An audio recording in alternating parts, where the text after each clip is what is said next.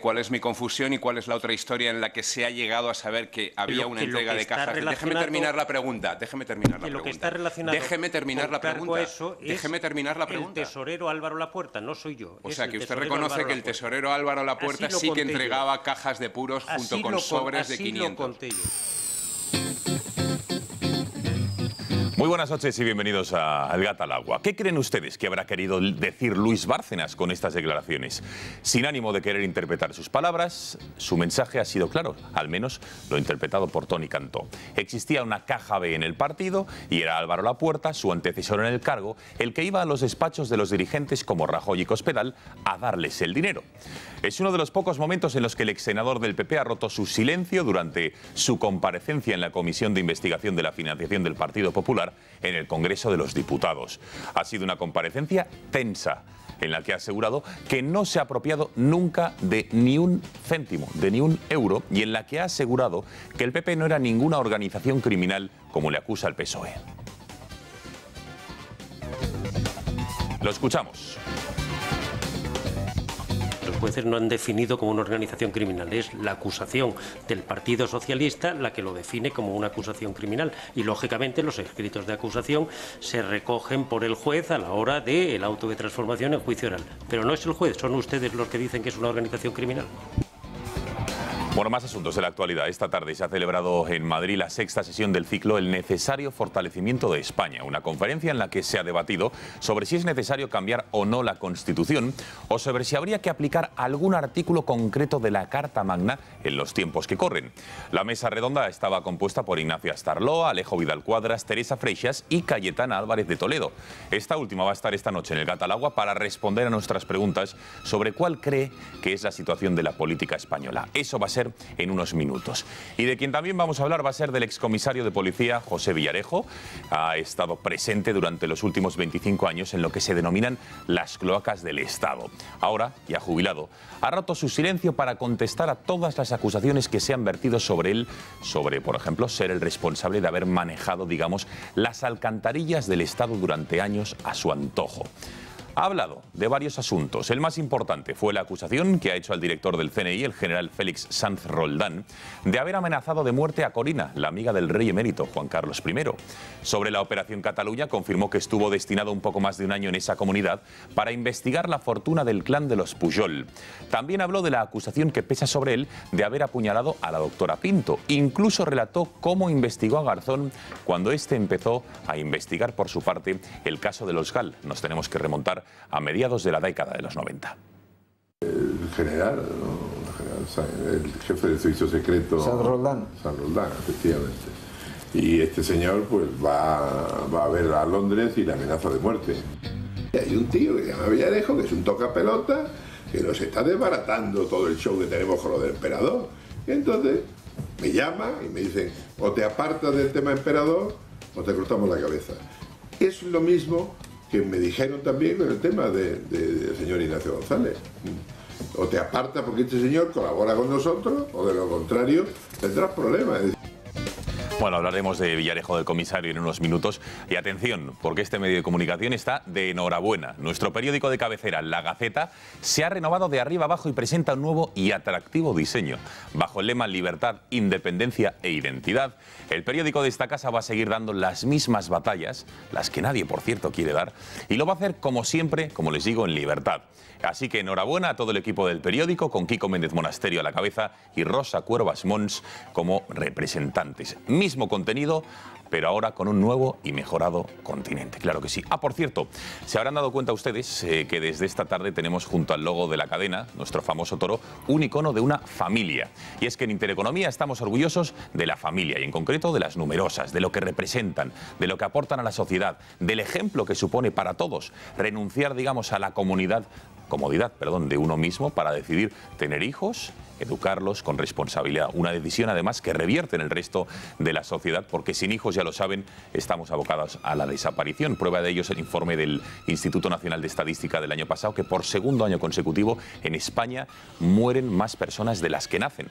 Así que tenemos, si no se toman medidas, como es fomentar la natalidad, un futuro inquieto. Así que esta semana les vamos a prestar especial atención a estas familias numerosas, así que les presento a la mesa que nos acompaña esta noche. Está con nosotros el portavoz del Partido Popular en el Ayuntamiento de Fuenlabrada, Sergio López, a quien ya saludamos. Sergio, buenas noches. ¿Qué tal, Gonzalo? Buenas noches a todos. Gracias por estar en el Catalagua. Un placer, como siempre. También está con nosotros el adjunto a la dirección del diario.es, Gonzalo Cortizo. Gonzalo, buenas noches. ¿Qué tal? Buenas noches. Gracias por estar aquí en El Gato. Benjamín López, buenas noches, ¿cómo estás? Pues encantado de estar aquí. Qué bien. Gracias. Eso me alegro. No sé si también está encantado o no Miguel Durán, a quien ya saludamos. Miguel, buenas noches. Yo estoy encantado porque esto de entrar al Gato con el sol casi en la frente está bien, ¿eh? En verano. Sí, lo notas, ¿no? Te ciega. A ti te ciega A ti te ciega el especialmente. sol. Me ciega el sol, ¿eh? Yo, la verdad que no puedo mirar más arriba de mis hombros porque todavía brilla el sol. Joder, pues ten cuidadito, ten cuidadito. Bueno, gracias Miguel por estar aquí. Román Cendoya, no sé en qué situación vienes hoy, la semana pasada con jet lag, hoy tranquilo, ¿no? Relajado. Sí, relajado, relajado. Yo Sin como novedad. Luis Bárcenas en el Congreso, relajado. Es verdad, ¿la has visto relajado o tenso? No, bien, contenido. Le hubiera gustado decir más cosas. Pero entiendes su estrategia de defensa de no haber dicho Vamos nada. a ver, es la lógica. Lo que no tenía sentido es que lo citaran. Que una persona en esa situación... Es lo que ha dicho, entre otros, Pero vamos, Maillo es y que el era- propio Tardá, diciendo como cites a gente que están bajo investigación judicial, poco van a decir. Bueno, Con es lo que, cual... pero eso, le he visto contenido. Que yo creo que le hubiera gustado decir unas cuantas cosas más. Bueno, señores, ¿cómo pueden participar todos ustedes? Ya lo saben, nuestra principal vía de comunicación es a través del WhatsApp. Van a ver ustedes en pantalla el número de teléfono, que es el 670-345 43. No sé si lo he dicho bien, exacto. 670-0345-43.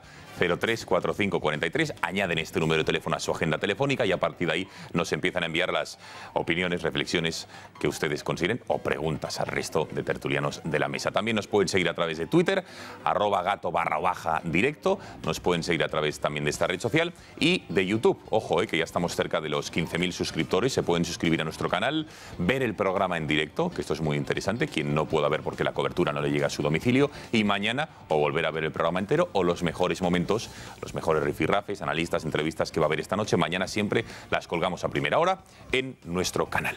Así que ya lo saben todos ustedes y ahora déjenme presentarles una cosa que a mí me hace especial ilusión, Intereconomía, en aras de seguir renovándonos, de seguir mejorando, de buscar fuentes de financiación. Saben que hemos creado, digamos, nuestra propia teletienda, que estamos buscando el nombre, o sea, la tienda de Inter TV, de Intereconomía, la tienda del Toro, para que todos ustedes nos entiendan. Y hoy la estrenamos con un producto que tanto a ellas como a ellos, ahora nos explicará nuestra prescriptora para quién va destinado, va a hacer mucho bien, sobre todo en los tiempos que corren para el cuidado de la imagen. Está con nosotros Amparo Palma, a quien ya vamos a saludar, que es la directora de Redumodel. Muy buenas noches, Amparo. Hola, buenas noches, Gonzalo. Gracias por estar con nosotros en El Gato. Encantada.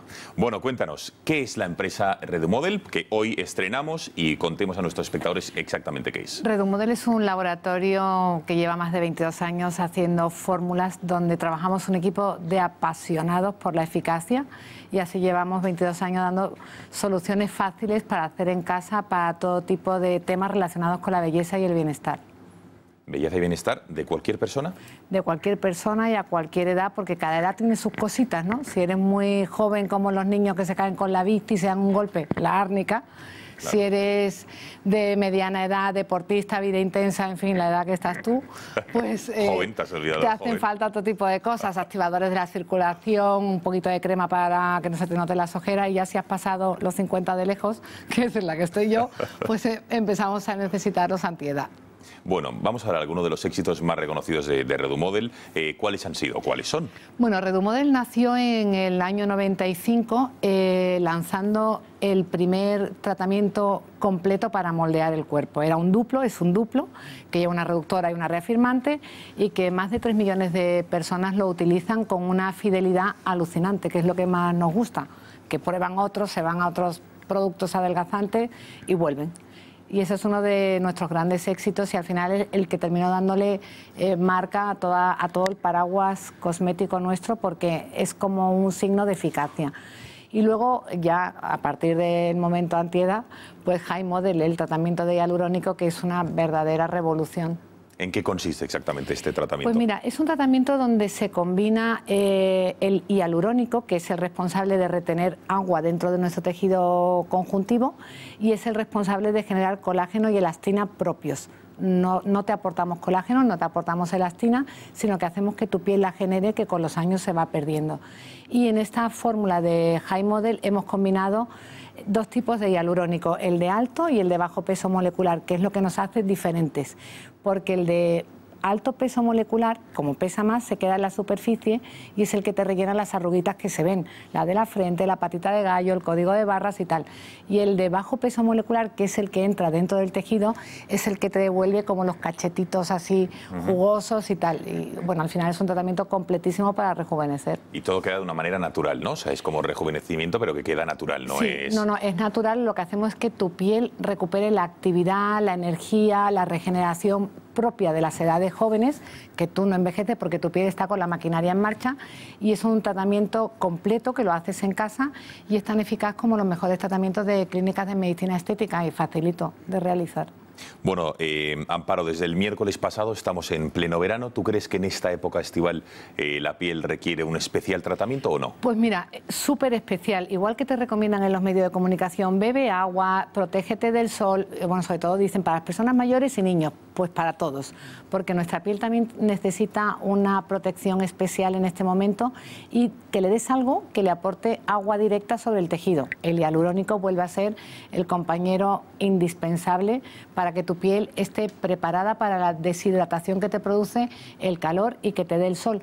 No hace falta que te vayas a la piscina, solamente bajarte del coche, ir a la oficina o recoger los niños del cole, no sé qué, ya te está dando el sol. Cuando te das cuenta es mucho sol el que recibe nuestra piel y claro que necesitamos un tratamiento específico para primavera, verano o verano intenso. Oye, ¿de dónde sale, Amparo, esto del hialurónico que le has dicho varias veces? Porque es como, parece, ¿no?, la panacea, ¿no?, por lo que estás diciendo. Sí, es la panacea, forma parte de nuestro tejido conjuntivo. Nosotros nacemos con un montón de hialurónico que es el responsable de que nuestra piel crezca, nuestros tejidos crezcan, nuestros músculos crezcan. Los bebés tienen un montón de hialurónico y lo van utilizando para ir creciendo. Llega un momento en que ya no generas más hialurónico, lo has gastado todo y entonces hay que aportarlo desde fuera, que además tiene la ventaja de que se trata muy bien en laboratorio y también se utiliza en medicina deportiva para infiltrar en los cartílagos, para recuperar el ligamento cruzado, el menisco, los esguinces. O sea, de hecho es un componente que nace del mundo de la medicina preventiva. Amparo, cualquier persona, señor, señora, que nos esté viendo y que diga, bueno, los que ya digamos que cuiden su imagen, ¿por qué le recomendarías que se cambien a los productos Redumodel, en concreto, que estás diciendo? Y los que no se cuidan porque no lo han considerado necesario, ¿por qué le recomiendas empezar?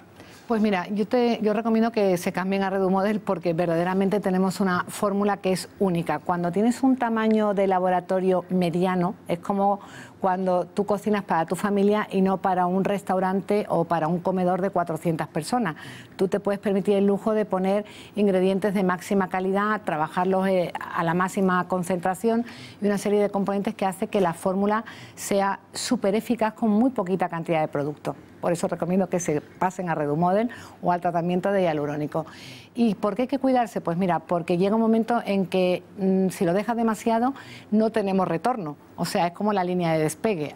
Hasta un punto puedes rejuvenecer, pero ya si lo dejas demasiado puedes mejorar, pero no eso que todo el mundo te diga, oye, qué bien estás para los años que tienes, ¿no? Por eso hay que empezar cuanto antes mejor. O sea, que aquello de que nunca es tarde, con esto del cuidado de la piel, cuidadito, que puede que... Siempre se mejora, aunque empieces demasiado tarde, pero lo que sí es una pena que pudiendo empezar a una edad pues como los 40, que todavía dice, no, todavía tengo cuerda, cuando te des cuenta no le has dado a la piel lo que necesita y no vas a tener la capacidad de recuperarte rápidamente, lo harás en más tiempo. Queda clarísimo. Pues Amparo Palma, los espectadores que les convenza el hialurónico, cualquiera de estos productos, el High Model, lo que sea, ¿cómo lo pueden conseguir? Pues llamando al 691-650-0079. Hay una oferta especial que es la que tenéis aquí en la tienda del Toro, o como se termine llamando. Exacto, en A mí me encanta el nombre de la tienda del Toro, por cierto. Y tiene la crema de día, la crema de noche, el serum y las aplicaciones de hialurónico transdérmico, y todo esto es facilito de poner en casa, ni 3 minutos en hacerte el tratamiento completo, y los resultados se ven desde la primera aplicación. Y un precio súper especial, que es 79,90, que en una farmacia o una parafarmacia cuesta el doble exactamente. El doble, pues ya lo saben, ¿eh? Desde luego, de la mano de Intereconomía pueden conseguir este lote de productos fantásticos para estos tiempos que corren. Amparo, muchísimas gracias. Gracias a ti, a vosotros. Y muy buenas noches. Hacemos una brevísima pausa de publicidad y regresamos aquí en Intereconomía para hablar de diferentes asuntos que nos ha dejado este lunes. ¿Cómo comienza la semana? Hasta ahora.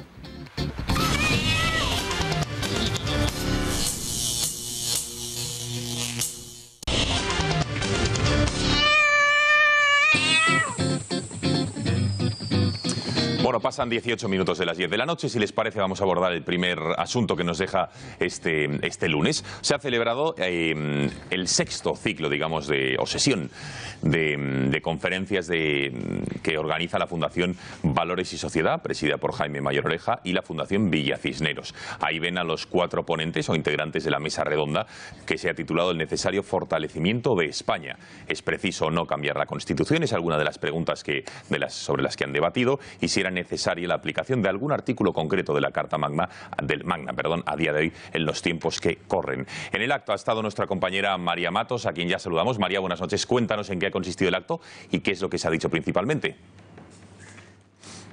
Buenas noches, Gonzalo. Pues en esta sala de conferencias que veis a mis espaldas ha tenido lugar la sexta sesión de debate, El necesario fortalecimiento de España. Hace apenas una hora esta sala estaba llena por personas preocupadas por la situación de Cataluña y a las que se le han planteado 2 cuestiones.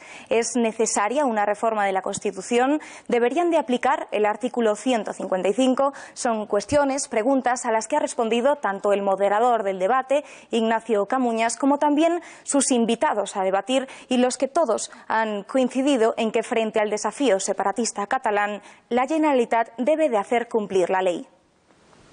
Yo no les voy a perdonar nunca, pero nunca, a nuestros gobernantes que hayan imbuido a nuestros jóvenes de la idea de que la democracia está por encima de la ley y que no hace falta respetar la ley. ¿Qué sociedad se quiere construir alrededor de la tergiversación de ese principio, del principio democrático? Eso no es democrático. La democracia se nutre de la ley. Que los que no cumplen las leyes no tengan consecuencias. Y lo que yo propongo en esta mesa, para empezar, es que empecemos a estar juntos todo el mundo exigiendo que cuando se incumple la ley se aplique y el incumplimiento tenga consecuencias. Bueno, para hablar más en profundidad de esta conferencia y de la situación, analizar la situación en la que vive nuestro país, tenemos conexión con Cayetana Álvarez de Toledo, a quien ya saludamos. Cayetana, muy buenas noches. Muy buenas noches, ¿qué tal? Bueno, cuéntanos, ¿es necesario cambiar la Constitución? Sí, no, y sobre todo, en el caso afirmativo, ¿qué aspectos serían los necesarios a tu juicio que habría que cambiar? Pues yo soy una gran defensora de la Constitución del 78 y creo que lo más importante en estos momentos es reivindicarla y aplicarla en todos sus términos. Mucho más importante que reformarla es aplicarla. O sea, hay mucha gente que cree que la Constitución es el problema, pues yo creo que no. Yo creo que el problema ha sido la política, han sido los políticos, han sido los liderazgos o la ausencia de liderazgo, y que por tanto, insisto, reivindicar la Constitución y aplicarla. Con lo cual, ¿cree usted que con los mecanismos actuales que nos deja la Constitución del 78, por ejemplo, habría herramientas necesarias para parar lo que se está llamando el reto independentista, este mal llamado procés? Sí, por supuesto. O sea, nuestro Estado democrático y de derecho tiene cantidad de instrumentos para impedir que haya lo que literalmente es un golpe de Estado, es decir, un ataque a la democracia, un ataque a nuestro Estado de Derecho, a nuestra legalidad. Y la Constitución tiene los instrumentos, y no solo la Constitución, también la propia política.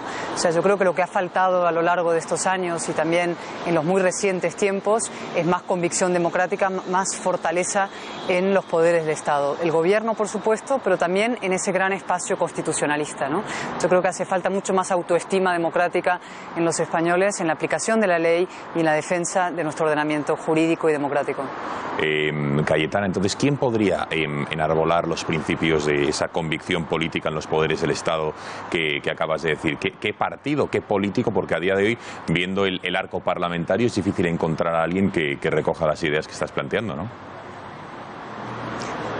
No, yo creo que responsabilidad la tenemos todos, lo tenemos los ciudadanos, por supuesto, la propia movilización social, la movilización civil y también los partidos políticos de lo que llamamos, miramos generosamente el espacio constitucionalista, desde luego el Partido Popular, por supuesto Ciudadanos, y si queda algo de espacio racional dentro del Partido Socialista, pues también tiene una responsabilidad, ¿no? A mí lo que me gustaría es que un centro derecha y un centro izquierda y lo que se denomina asimismo el centro político, estuviéramos de acuerdo en ciertos fundamentales, que tiene que ver con la modernidad, con la defensa de la libertad individual, con la defensa de nuestras leyes, con la defensa de un ordenamiento, insisto, político y democrático que nos dimos en el año 78 y que ahora está siendo amenazando por fuerzas reaccionarias, fuerzas nacionalistas, fuerzas populistas, que son las que pretenden destruir nuestro sistema. Me preguntas, ¿qué partido debería liderarlo? Pues yo creo que ese espacio en conjunto. Se está produciendo ese liderazgo, es verdad, que hay una cierta ausencia de liderazgo o una grave ausencia de liderazgo en ese espacio. Pues nosotros, como en este caso yo ejerzo de periodista, vosotros también, las personas que nos oyen, lo que tenemos que hacer es ser exigentes con nuestros políticos, con nuestros partidos, para que esa defensa se produzca, porque hay mucho que está en riesgo, mucho que está en juego. Bueno, vamos en concreto a lo que ocurría en el año 2014, en noviembre, con aquel referéndum o consulta. ¿Cree que el 1 de octubre de este mismo año, que está convocado este referéndum, con pregunta, con la fecha que le acabo de decir, cree que finalmente se va a celebrar? ¿Cree que el Gobierno tomó nota de lo que ocurrió hace 3 años y lo va a impedir? ¿Cómo ve usted el horizonte hasta el 1 de octubre de 2017? A ver, yo creo que el Gobierno no se puede permitir otro 9N, ¿no? El 9N, el Gobierno básicamente lo que hizo fue pactar bajo cuerda, bajo mano con la Generalitat, y como ocurrió y como suele ocurrir con el nacionalismo rompió ese pacto, fue desleal y hizo lo que algunos pensábamos y anunciábamos que iba a hacer, que era celebrar una consulta perfectamente ilegal delante, en fin, de las narices de todo el mundo, ¿no? Con cámaras, con absoluta alevosía, ¿no? Y yo creo que el Gobierno ya no se puede permitir un espectáculo de esa índole. Ahora bien, también a mí me preocupan algunas declaraciones que emite el Gobierno, ¿no? Hoy el diario ABC publicaba una doble página donde, digamos, una filtración del Gobierno donde explicaba que el artículo 155 el Gobierno no lo va a aplicar, ¿no? Y yo no acabo de entender esta actitud, porque no hace falta que el Gobierno anuncie en el día de hoy voy a aplicar el artículo 155, pero desde luego no estaría mal. Primero, quisiera pedagogía sobre lo que es el artículo 155, que no es invadir Cataluña con tanques, sino una cosa muy jurídica, muy quirúrgica y administrativa de controlar, digamos, sustituir al presidente desleal o a la presidenta del Parlamento desleal por personas leales a nuestro sistema democrático. Es una operación bastante sencilla y quirúrgica, pero también que ya directamente hoy anuncie el Gobierno que no va a aplicar ese recurso que la Constitución le da, me parece una especie de rendición preventiva, ¿no? Una actitud como de desistimiento que no acabo de comprender. Bueno, hablaba usted de fuerzas reaccionarias, entre ellos interpreto que habla usted de Podemos. ¿Cómo cree que está afectando la irrupción de este partido, que se considera la nueva política, al panorama político y a la estabilidad política de nuestro país? La irrupción de los que dicen que son la nueva política, usted los califica como reaccionarios y que está claro de dónde son y de dónde vienen. ¿Cómo está afectando a nuestro país?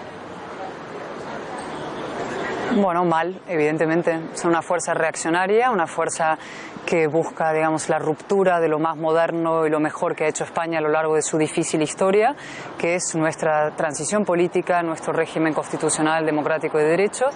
¿Y qué es lo que sucede? Podemos tiene, digamos, una convergencia con el separatismo por un lado y Podemos por el otro, convergen en un objetivo común, que es la destrucción de nuestro sistema de la transición, con un añadido, que Podemos influye sobre el Partido Socialista. El Partido Socialista de Sánchez, de alguna manera, va a rebufo de lo que Podemos es y significa, y eso es una mala noticia para la modernidad en España, una mala noticia para nuestro sistema democrático. Pero entonces, ¿qué es lo importante? O sea, más allá de lamentarse sobre su irrupción, yo creo que lo importante es que las fuerzas políticas y la sociedad también, no solamente los políticos, hay que responsabilizarse uno mismo, que defendemos un orden democrático, liberal y moderno, nos reagrupemos, trabajemos conjuntamente y hagamos frente al populismo, desmontemos el populismo, ya sea separatista o comunista en este caso, y antepongamos a todo eso, digamos, un gran proyecto político común. Primero, para frenar el proyecto de ruptura en nuestro sistema de la transición y luego para avanzar en la dirección que España merece y necesita, ¿no? En la dirección de la modernidad. Bueno, ya por último, Cayetana, no te robo más tiempo, pero no me resisto a preguntarte quiero que escuchemos esto que hemos vivido este fin de semana, que son los gritos, la agonía del líder opositor Leopoldo López, encarcelado en una prisión venezolana, cómo le grita a su mujer, a Lilian Tintori, que le están torturando y le pide que lo denuncie. Vamos a escucharlo y después te hago una última reflexión al respecto.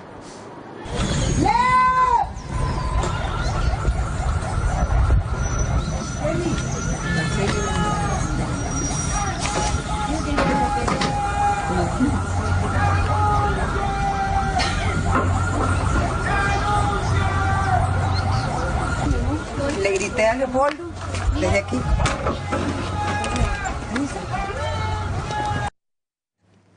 Bueno, Cayetana, por si alguien tenía dudas, esto es la constatación de lo que algunos estáis denunciando desde hace tiempo. ¿Qué más se podría hacer o qué más le falta a la comunidad internacional para parar esta deriva de Maduro? Porque lo que hemos visto es absolutamente terrible. Bueno, muchísimo más. A ver, ese punto de donde se ven las imágenes de Ramo Verde, que es la cárcel militar donde está Leopoldo, yo he estado ahí, ¿no? Yo estuve exactamente en ese punto. Leopoldo estaba en su celda y tocaba una guitarra venezolana desde su celda y me habló, me gritó desde su celda, yo le grité desde abajo porque no me dejaron entrar y él me decía libertad, libertad, fuerza, seguiremos, ganaremos, y yo a él lo mismo. Yo he estado ahí y sé lo siniestro, lo sórdido, lo terrible, lo miserable que es ese régimen y que es el encarcelamiento de Leopoldo, ¿no? Y estos gritos suyos son absolutamente excepcionales. No había pasado jamás en 3 años y medio que él denunciara de esta manera torturas. Leopoldo es una persona estoica, es una persona muy fuerte, siempre ha querido proteger a su familia del sufrimiento, de la sensación de que él estuviera, en fin, siendo torturado, maltratado, ¿no? Siempre ha minimizado su sufrimiento. El hecho que él grite de esa manera, a través de la ventana, significa mucho y es enormemente inquietante y alarmante y coincide con la deriva ya absolutamente alocada, totalitaria del régimen, que está matando básicamente a una persona por día desde el inicio de las protestas callejeras. Y frente a esto hay que preguntarse, y hay que hacer una reflexión grave y terrible sobre el papel de la comunidad internacional. Eso que llamamos, como un sintagma tan bonito, comunidad internacional, ¿no? Y básicamente es una vergüenza, ¿no? Es la vergüenza del gobierno español, que de alguna manera apoya la disidencia y lo dice de palabra, pero no actúa, no asume un liderazgo. Es la vergüenza de los países americanos, latinoamericanos, que no han querido condenar a Venezuela en la Organización de Estados Americanos. Es incluso la vergüenza del gobierno americano, de Trump, que ha hecho, digamos, gestos fuertes contra Cuba, pero no ha querido, digamos, ir más allá y implicarse de verdad en el drama venezolano. Es la vergüenza de alguna manera también de Europa, que plantea y aprueba resoluciones que están bien, que van bien encaminadas, pero no hace mucho más, ¿no? Y es la vergüenza de tanta gente que dice, pues mira, fíjate, eso les pasa a los venezolanos, pero bueno, como queda lejos o como lo que fuera, pues a mí no me afecta, o ya me he cansado de ver tantos muertos, ¿no? Y yo, en fin, denuncio, yo acuso general a la comunidad internacional por su negligencia, por su desidia, por su mirar hacia otro lado, ¿no? Ahí están matando todos los días a personas y está muriendo gente de hambre, de miseria, ¿no? Y no solamente porque de alguna manera forman parte de nuestros hermanos latinoamericanos, sino como demócratas tenemos una obligación. Pues ahí queda esa contundente denuncia. Cayetana Álvarez de Toledo, portavoz de Libres Iguales, muchísimas gracias por haber atendido a las cámaras del Gato al Agua y bueno, le emplazo el día que usted quiere, que le venga bien, que venga aquí a la mesa del Gato a seguir esta interesante charla y conversación. Gracias y buenas noches. Muchas gracias, os lo agradezco mucho. Gracias por vuestro interés. Venga, hasta ahora. Bueno, son varios los aspectos, pero bueno, en cualquier caso, sí que me gustaría una breve reflexión de los tertulianos aquí presentes esta noche sobre esta conferencia, este ciclo de conferencias de la Fundación Valores y Sociedad y Villa Cisneros sobre el necesario fortalecimiento de España. En palabras de Cayetana Álvarez de Toledo, no sé lo que han dicho el resto, nos lo ha contado nuestra compañera, pero que a día de hoy no es necesario un cambio de la Carta Magna, como muchos partidos de la izquierda están pidiendo, como puede ser Podemos, el Partido Socialista, en algunos aspectos también Ciudadanos, porque consideran que España o la Carta Magna actual del 78 tiene las herramientas necesarias para, entre otras cosas, frenar la deriva independentista que nos llega desde Cataluña. Venga, opiniones al respecto. Yo sí creo que no hace falta cambiar la Constitución. Casi el 80% de los españoles que vivimos hoy no la votamos por razones de edad. Es una Constitución de la democracia, de la generación de la libertad. Es la Constitución que nos ha permitido tener las mayores cotas de libertad y desarrollo que han tenido nunca los españoles. Lo que sería muy importante es que dejaran de ser perjuros todos, mayoritariamente en el Congreso, que prometen, aunque sea por imperativo lugar, o juran cumplir y hacer cumplir la Constitución, y vamos, brillan por su presencia, más bien por su ausencia, alguno de los que lo cumplen, ¿no? Si la Constitución se aplicara y se cumpliera con todo el margen jurídico que establece, sería suficiente para resolver los problemas que tiene España. El problema es que los dirigentes que están en el Parlamento, los dirigentes de los partidos políticos, ni la cumplen, ni la acatan, ni la respetan. Tenemos un ministro de Hacienda que le meten un sablazo del Tribunal Constitucional diciendo que hace amnistías que no son conformes y dice que da igual, que lo haga por el Consejo de Ministros y tira para adelante, empezando desde ahí hasta el último de la fila. Ya no te digo los independentistas y nacionalistas que la cantan por... Bueno, yo es que se les debería echar del Parlamento. Oiga, si usted, aunque sea por imperativo legal, ha dicho que promete cumplir la Constitución y no la cumple, a la calle directamente, que venga otro que sí la cumpla. Es decir, yo creo que con esta Constitución bastaría y que no hay que entrar en el debate de la reforma, hay que entrar en el debate del cumplimiento. Pasa que, claro, el 155 es todo. Entonces cambiamos la Constitución para ver si quitamos también el 155. Un artículo que, por ejemplo, nadie ha querido desarrollar. Nadie ha querido cerrar el artículo octavo, el título octavo. Nadie, es decir, tenemos una Constitución que yo creo que tiene mucho recorrido, pero lo que hace falta es ganas por parte de los políticos. Benjamín. Sí. Vamos a ver, necesidad, conveniencia, son cosas diferentes, ¿no? Depende a quién preguntes, pues puede considerar que es necesaria una reforma, y de hecho hay puntos en los que yo creo que es obvio que hay que hacer una reforma. Por ejemplo, la sucesión a la corona, ¿no? La preeminencia del varón sobre la mujer. Yo creo que eso hay que cambiarlo porque la sociedad del siglo XXI pues lo exige, y aunque solo fuera ese mínimo cambio, hay que hacerlo. Luego es discutible si hay que hacer otros más o menos. Yo creo que el hecho de que se discuta si hay que reformarla es bueno, porque el hecho de que no contente a todos quiere decir que es una Constitución que está en un punto medio. Porque aquí cuando alguien habla de que es necesario reformar la Constitución, piensan hacer una Constitución a su gusto. Y ahí es donde radica el problema, creo yo. Que si abres ese melón no sabes dónde lo vas a cerrar. Porque los nacionalistas pensarán, o los nacionalistas... son los que van rápido desde el principio. En abrir este melón pues para llevarse el ascua a su sardina, para hacer... el PSOE dice una España federal, no sabe muy bien qué... Pero bueno, en todo caso, para arrimar el ascua a su sardina. Pero es que si abres ese melón, habrá gente, hay un porcentaje importante de la sociedad española que no cree en el Estado de las Autonomías, por ejemplo. Y también intentarán arrimar el ascua a su sardina.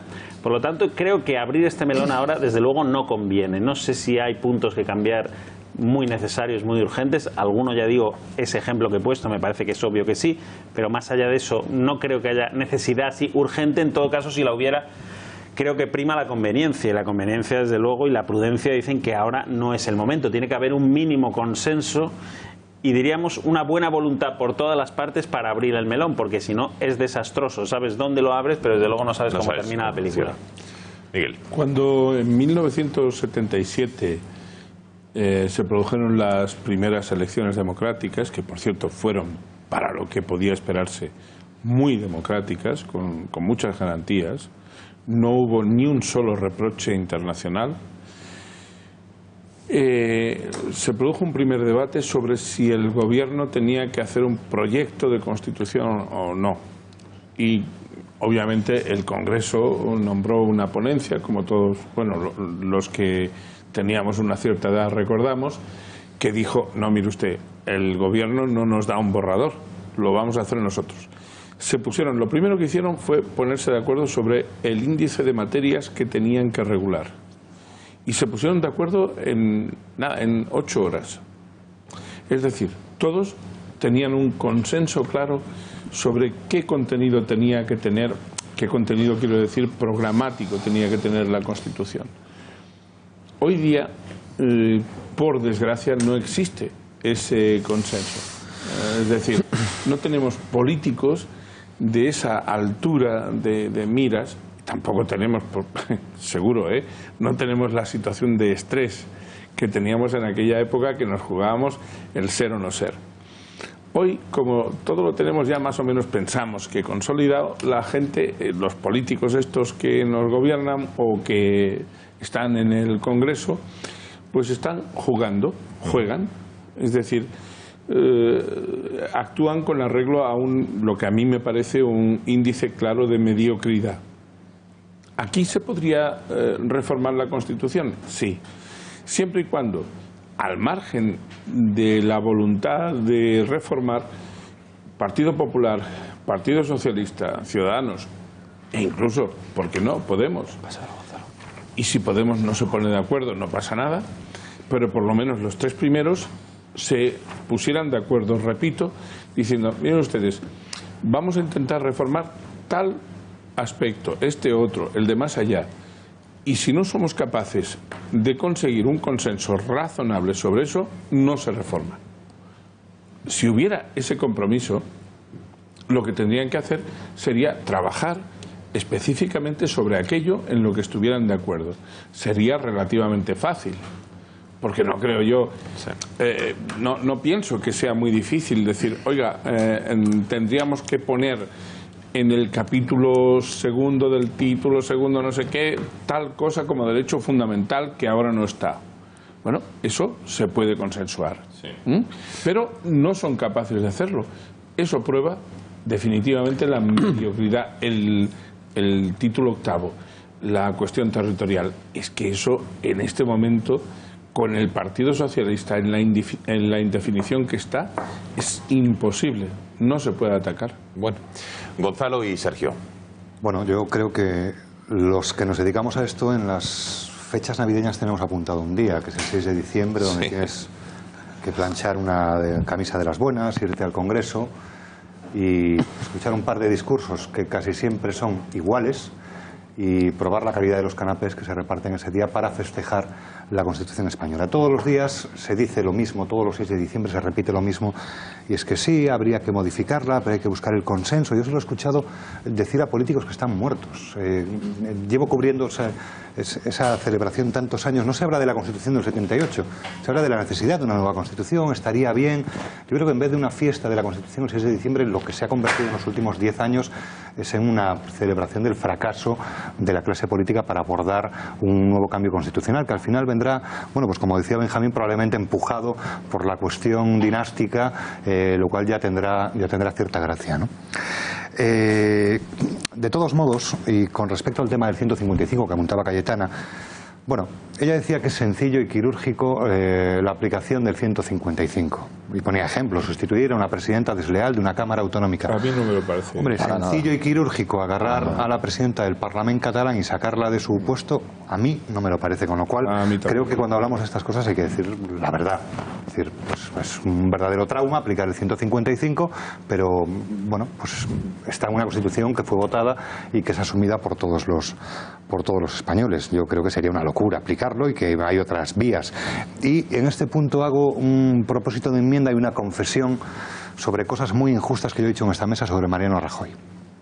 En otras ocasiones que hemos hablado de esta cuestión, yo he dicho que no veía a Rajoy muy proactivo, que me daba la impresión de que no estaba haciendo nada, que la presidenta o vicepresidenta del gobierno llevó el cargador del móvil a ese despacho de delegación de gobierno, pero no volvió para recogerlo. Y yo decía todas estas cosas en clave crítica con el gobierno, como quien buscó una oportunidad en eso que llamaban Operación Cataluña, y al ver que no lo iba a conseguir se retiraron sin hacer demasiado ruido. Lo he estado pensando en casa y creo que estoy equivocado. Creo que Rajoy en esto de Cataluña le está dando a los grupos independentistas la medicina que reserva para sus peores enemigos, que es la de no hacer nada. La indiferencia. Y en esa materia el señor Rajoy, hasta la fecha, por una mera cuestión estadística, ha demostrado bastante efectividad. Sergio. Yo creo que sería una grave imprudencia por parte, en este caso, del Gobierno o de mi grupo parlamentario, abrir la necesidad, que puede ser que exista necesidad en algún punto, de transformar o modificar la Constitución. Y creo que sería un grave error y una imprudencia, por algo que decía Miguel, por la mediocridad de algunos políticos, en los que yo lógicamente no voy a incluir a los de mi grupo político, pero que sí incluyo a muchos otros. Ya yo sabía que esto iba a generar alguna sonrisa, pero lógicamente yo no los incluyo, pero sí incluyo a otros. Y los incluyo por dos cosas. La primera, porque al partido que se le podría presumir una defensa de la Constitución como partícipe de ella, que es el Partido Socialista, en algún que otro tema que sería modificar la Constitución, están a por uvas, como se dice ahora en la jerga, no tienen ni idea de por dónde van, tema de la estructura de España, etcétera, etcétera. Y el otro porque, como bien decíais, habrá alguno que cuando se abra ese melón aproveche para entrar por allí y probablemente poner encima de la mesa barbaridades que al final volveríamos a cerrar el melón sin haber abierto nada, perderíamos el tiempo, perderíamos el dinero y al final generaría pues una tensión en el pueblo, en el debate de la calle importante, ¿no? Una cosa que apuntaba Cayetana, en la que creo que lo has comentado también, yo creo que no lleva ninguna razón y hay que ser bastante riguroso. Aplicar el artículo 155 a una comunidad autónoma no es cosa sencilla. Para nada. No es llevar los tanques, como tampoco no nos vayamos al otro extremo, pero no es algo sencillo, con lo cual yo creo que al final, si perdemos la rigurosidad en el discurso político, en este caso, y yo tengo el mayor de los estimas y del respeto a Cayetana, creo que al final perderemos un poco la razón en la forma. Yo creo que hay que ser, como digo, bastante más riguroso. Hablaba de ausencia de liderazgo. Yo creo que el presidente Rajoy, y en ese caso el Gobierno, cuando se habla de que no se está utilizando la Constitución o las herramientas de la Constitución para frenar el proceso independentista catalán, se están aplicando las que el Gobierno entiende que se tienen que aplicar, llámese indiferencia o llámese alguna que otra cuestión jurídica que se ha puesto encima de la mesa. Como estamos viendo, tenemos a presidentes, expresidentes inhabilitados, expresidentes de la Generalitat inhabilitados, y yo creo que se están haciendo las cosas bien, con la prudencia que marcan los tiempos y con la responsabilidad que yo creo que el presidente Rajoy en este caso está poniendo a gala. Pero sí que es curioso porque, si bien Cayetana acaba de decir que es casi quirúrgico y bastante sencillo, ha querido desmitificar lo que es el 155, oye, desde Cataluña, y eso es cierto, nos llega el asunto de la Guardia Civil, de los tanques, el asunto, incluso se le exigía al Gobierno, oye, vais a utilizar la fuerza coercitiva del Estado, legítima por cierto, ¿para qué? ¿Para quitar a Puigdemont? ¿Para quitar las urnas? Es decir, que es con lo que se juega también desde el otro lado, con lo cual yo no sé dónde está el punto medio. A ver, Miguel y Román pedían la palabra, a ver. Vamos a ver. Brevemente, que tenemos... La aplicación del artículo 155, que evidentemente es una cuestión no desarrollada y que, por así decirlo, desde el punto de vista de la ejecutoria constitucional es un terreno virgen. Cuando Cayetana ha dicho, bueno, pues un poco más o menos que se ha metido, yo creo que es un error táctico, decir, es que vamos a desposeer a la presidenta del Parlamento. No, mire usted, es que no se trata de eso, es decir, se trata más bien de que aquellas cuestiones que son desde el punto de vista puramente fáctico, lesivas, en lo que pueden interpretarse como competencias del Estado, pues el Estado simplemente las reivindica, las aboca. Abocar significa reclamarlas y retomarlas desde el punto de vista del derecho administrativo, las aboca y pone allí a alguien de su confianza que desposee en ese momento, y no absolutamente urbi et orbi, a todo el gobierno catalán, ni por supuesto en el Parlamento, no, simplemente dice, mire usted, esto no se puede seguir ejecutando así como ustedes dicen, porque yo digo que no. Es algo tan sencillo como eso. Por trocitos, quiero decir, se trocea lo que es la competencia autonómica, y eso es que causa un roto tan importante que hunde el barco. No sé si me estoy explicando bien. Sí, vamos a ver, yo creo que el gobierno tiene que tomar decisiones políticas, no ha tomado ni una. Todo lo deriva a los tribunales. Oiga, la política, el gobierno está para liderar, no para lo que diga el Tribunal Constitucional, lo que diga el Tribunal. No, oiga, ¿y usted qué hace? ¿Delegar? Oiga, pues que alguien tome medidas.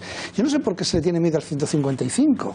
Es decir, si mañana en Extremadura de repente dejan de prestar atención sanitaria a todos los extremeños por quiebra de la autonomía o porque no la pagan a los médicos, se quedan, pues aplica el 155, el Ministerio de Sanidad se hace cargo de la salud de los extremeños, nadie le iba a parecer mal. Ya verás cómo no. Ya verás cómo el 155 no le pasa nada. Y todo el mundo dice, menos mal que alguien se ha hecho cargo y que ha venido la ministra y que el gobierno de España se encarga de pagar y ordenar este tema. No había ningún problema. Ese es el 155.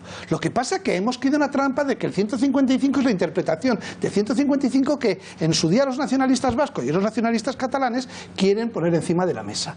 Porque si aquí algún artículo es de imposible cumplimiento, yo como ciudadano me arrogo la libertad de ver qué artículos considero que son de imposible cumplimiento en mi persona.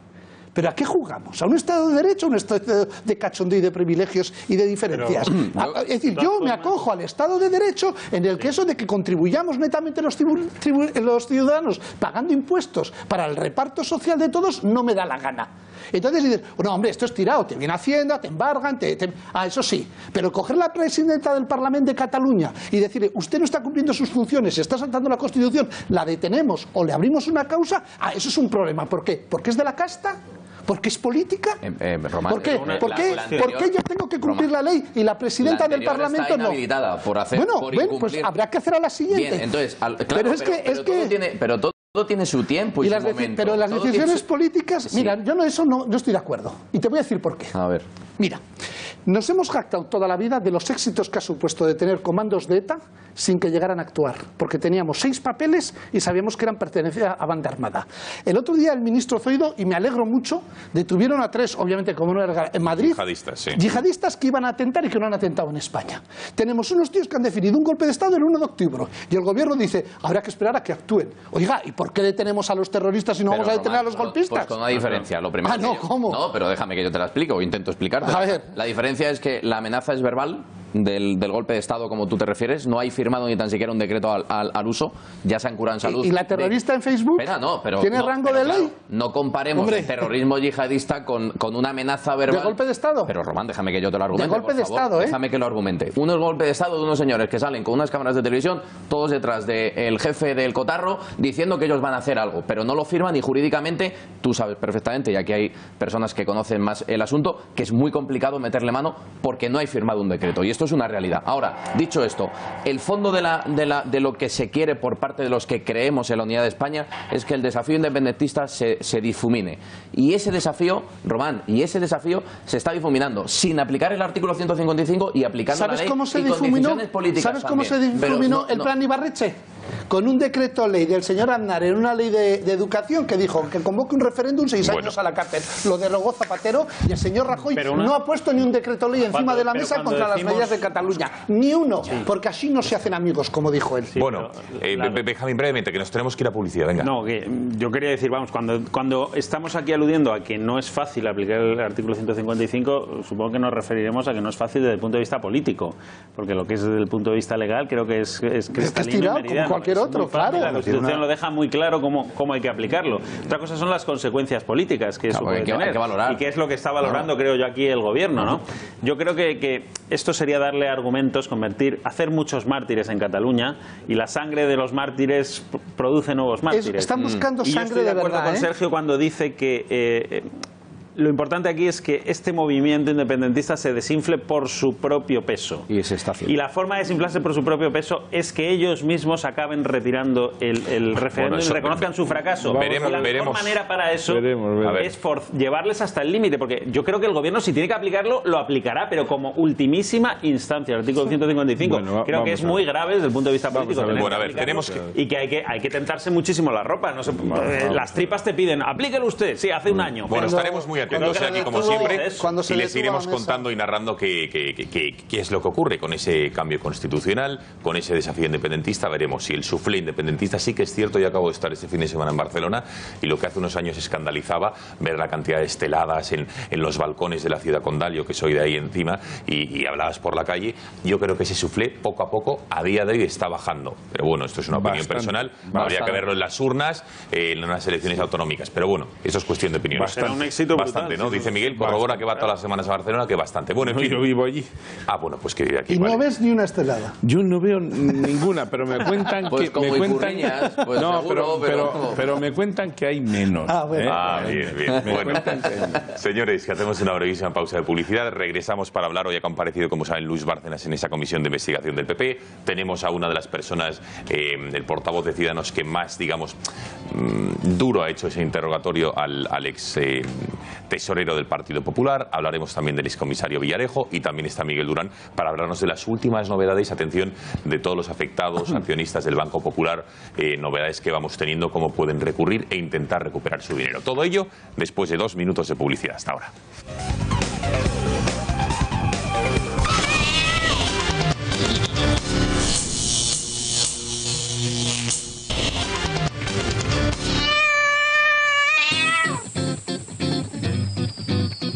11 menos 5 de la noche, vamos a analizar con Miguel Durán las últimas novedades al respecto de la quiebra, del expolio, llámenlo como quieran, a ver cómo lo llama nuestro abogado de cabecera, del Banco Popular. Pasado mañana se van a cumplir ya 3 semanas de lo que ocurrió.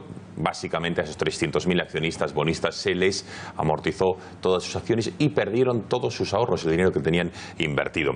Miguel, ¿cómo puede, digamos, jurídicamente calificarse la operación por la que el Banco Santander se hizo con el Banco Popular? ¿Cuáles son las palabras que tú emplearías? Pues esta operación es de todo menos transparente.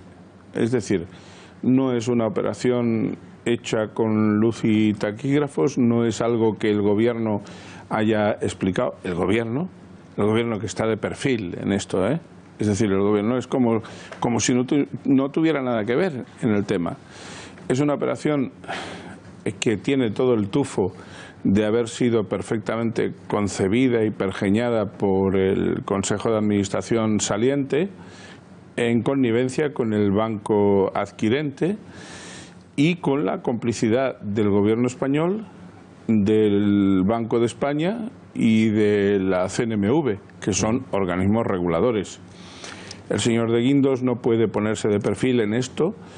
El presidente de la CNMV tampoco, ¿eh? Es decir, yo creo que el señor Albella va a tener una querella y no estoy haciendo una rima fácil. Creo que el señor Linde tampoco lo tiene muy lindo y tampoco estoy haciendo juego de palabras. No, en absoluto. Y pienso que el señor de Guindos pues tendría que aparecer en el Congreso si las fuerzas políticas tuvieran una cierta actividad en este asunto. Esto es un expolio, es una incautación, es en definitiva que un señor tiene acciones del Banco Popular y de golpe y porrazo le dicen de la noche a la mañana, mire, usted tenía 1.000 euros, 2.000, 10.000, 50.000, lo que fuera. Pero de golpe y porrazo usted no tiene nada. Lo pierde todo. Lo pierde absolutamente todo. Entonces vamos a ver, Miguel, hablas de expolio, que estos accionistas del Banco Popular han sido expoliados de sus acciones o se las han, digamos, incautado, por llamarlo de una manera más fina. Pero ¿están todos los accionistas del Popular en la misma posición jurídica, para entendernos, o no? No, yo creo que no, de momento. Aunque creo que al final es posible que sí. Es decir, de momento no es igual un señor que tiene una tradición larga como accionista en el Banco Popular que aquel que fue cazado a lazo en las ampliaciones de capital de 2012, de 2016, o aquellos trabajadores que es que el 75% de los trabajadores de plantilla del Banco Popular han sido, entre comillas, compelidos, forzados a comprar acciones de su banco. Estas criaturas lo han perdido todo en ese sentido y además muchos de ellos van a ser víctimas de un ERE. Los van a echar y algunos de ellos piensan que si demandan a su banco todavía les van a echar más pronto. Yo les digo desde aquí que no, que es al contrario. Si no demandan, les van a echar sin que puedan alegar vulneración del principio del derecho de indemnidad. Pero no todos los accionistas tienen la misma posición. Por eso cada caso es cada caso y por eso no se puede meter a todo el mundo en el mismo saco. Los despachos que son verdaderos profesionales tienen que separar muy bien cada caso. Cada caso hay que estudiarlo por su propia esencia. No quiere decir que tengamos 100.000 supuestos distintos, pero lo que no es cierto es que se puedan hacer demandas colectivas o cosas así. De momento, porque si al final las cuentas del Popular se tienen que reformular, como yo estoy convencido de que ocurrirá, y si sucede más o menos lo que sucedió en el caso Bankia, y si tenemos en cuenta lo que está pasando, el agravio comparativo que está sucediendo entre los accionistas del Banco Popular y los accionistas y los bonistas de Italia. ¿Qué ha pasado? Porque es verdad, Italia va a destinar, es la noticia que hemos conocido, 17.000 millones para liquidar Banca Popolare de Vicenza y el Veneto Banca. ¿Por qué en Italia sí se destina dinero público y por qué aquí hemos recibido instrucciones, digamos, de Europa de que se amorticen las acciones de los ahorradores? Pues seguramente porque la Comisión Europea, la JUR, la Junta Única de Resolución, le ha dicho al señor de Guindos: oye, macho, que ya has consumido 60.000 millones en las cajas de ahorro y no te autorizamos a más. Y el señor de Guindos no tiene la vergüenza torera de salir a explicar esto. Lo que yo estoy diciendo aquí, que me parece que lo estoy diciendo de una forma muy clara. Clarito, sí. Entonces, claro, ¿esto en qué va a acabar? Pues va a acabar en 300.000 pleitos, porque son 305.000 accionistas.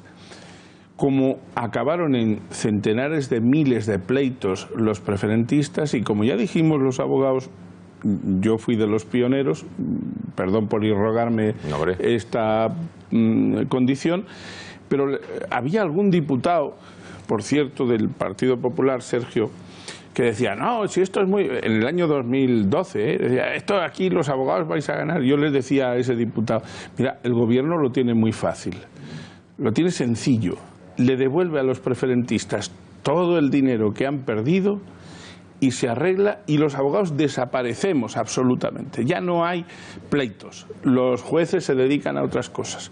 Pues aquí no va a ocurrir de forma distinta, es decir, vamos a acabar en pleitos inundando los tribunales porque el gobierno ha hecho una operación a medida del Banco Santander. Fíjate si soy contundente, no me arriesgo a que me pongan una querella, pero oye, bueno, pues ya buscaré un abogado que me defienda. Entonces, Miguel, explicando el panorama, el agravio comparativo que ha habido con Italia, etcétera, ya por último y por concluir, ¿cuál es el futuro judicial de las reclamaciones o demandas, esas 305.000 que estás vaticinando, que ya se están haciendo y que se van a hacer? Pues si el gobierno no actúa con diligencia y con presteza, los despachos de abogados tendremos que recibir, como vamos recibiendo a muchos accionistas, que nos vienen a decir: oiga, ¿por qué me han desposeído a mí de mi capital? Aquí ha habido operaciones muy sucias, por ejemplo, de juego en posiciones a corto, que la CNMV no cortó, que el señor Albella no cortó, cuando tenía todas las herramientas en su mano para haberlas cortocircuitado hace mucho tiempo. Aquí hay muchas connivencias, nosotros las hemos denunciado, del último presidente del Banco Popular con el banco del que proviene, por cierto, y que bueno, pues ha sido el que ha intervenido en la venta y demás. O sea, en la Audiencia Nacional se están juzgando casos de cohecho, de malversación, etcétera. Aquí la gente, el pueblo llano, no se entera de todo lo que comporta la ingeniería financiera, bancaria, etcétera. Las operaciones a corto, si quieres un día, yo las explico. Consisten, brevemente lo digo, en que como tú, por ejemplo, dejas el coche en un parking y sin que tú te enteres, el dueño del parking se lo alquila a otro. con la sola condición de que tú te encuentres tu coche cuando tú vuelves. Sí. Pero tú no te has enterado. ¿A ti te sentaría bien que se lo alquilase a otros? Pues y que tú... No, pues las operaciones a corto no es exactamente así, pero lo es digo, un buen símil, sí, es para que se me entienda. Pues las operaciones... Andar mirando los kilómetros luego. Sí, evidentemente. Las acciones no tienen en cuenta kilómetros, Sergio. Pues si quieres un día, yo te invito a que alguien experto del Partido Popular venga aquí a debatir conmigo sobre las operaciones a corto y sobre por qué el gobierno español y la Unión Europea no las prohíben. O las prohíben en algunos casos, como fue en el de Liberbank. Claro. Pero ¿qué pasó cuando las prohibieron en el caso Liberbank?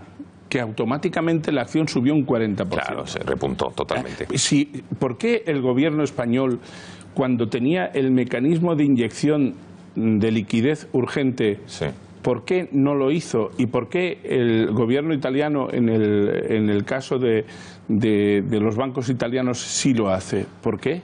Sí, una interesante pregunta. Bueno, ya lo saben, lo están viendo en sus pantallas, el número de teléfono de Durán y Durán, abogados, a quienes hayan visto esta noche en esta entrevista, a quienes estén afectados. Ya ha explicado el señor Durán cuál es el valor añadido que ofrece su despacho a todas las personas que de alguna manera estén en esta posición de, como ha dicho él, de expolio, que le hayan expoliado sus acciones. 983 30 20. Pero no es solo publicidad, yo lo que quiero es transmitir esperanza y pelea. Bien, sí, aquí nadie habla de publicidad, Miguel. No. Aquí estamos analizando lo que ha ocurrido, sobre todo con la banca italiana, el agravio comparativo pero que si quieren información y asesoramiento, yo les doy el número de teléfono. 983 30 20, para que, como dice Miguel Durán, sigan ustedes peleando.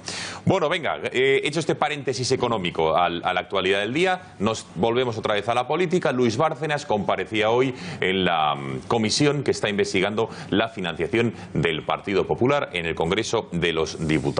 La verdad es que ya se sabía, porque se anunció a finales de la semana pasada, que la estrategia de defensa del extesorero del Partido Popular iba a consistir en no hablar, en no declarar. Y lo cierto es que Bárcenas, excepto en algún momento puntual que sí que ha roto su silencio para matizar algunas de las preguntas que estaban haciendo los diputados a su persona, lo cierto es que ha estado toda la comparecencia en un riguroso silencio. Vamos a escuchar cómo ha ido esa comisión, esa comparecencia de Luis Bárcenas. Y sí que es verdad que cuando ha roto el silencio, la verdad es que ha sido muy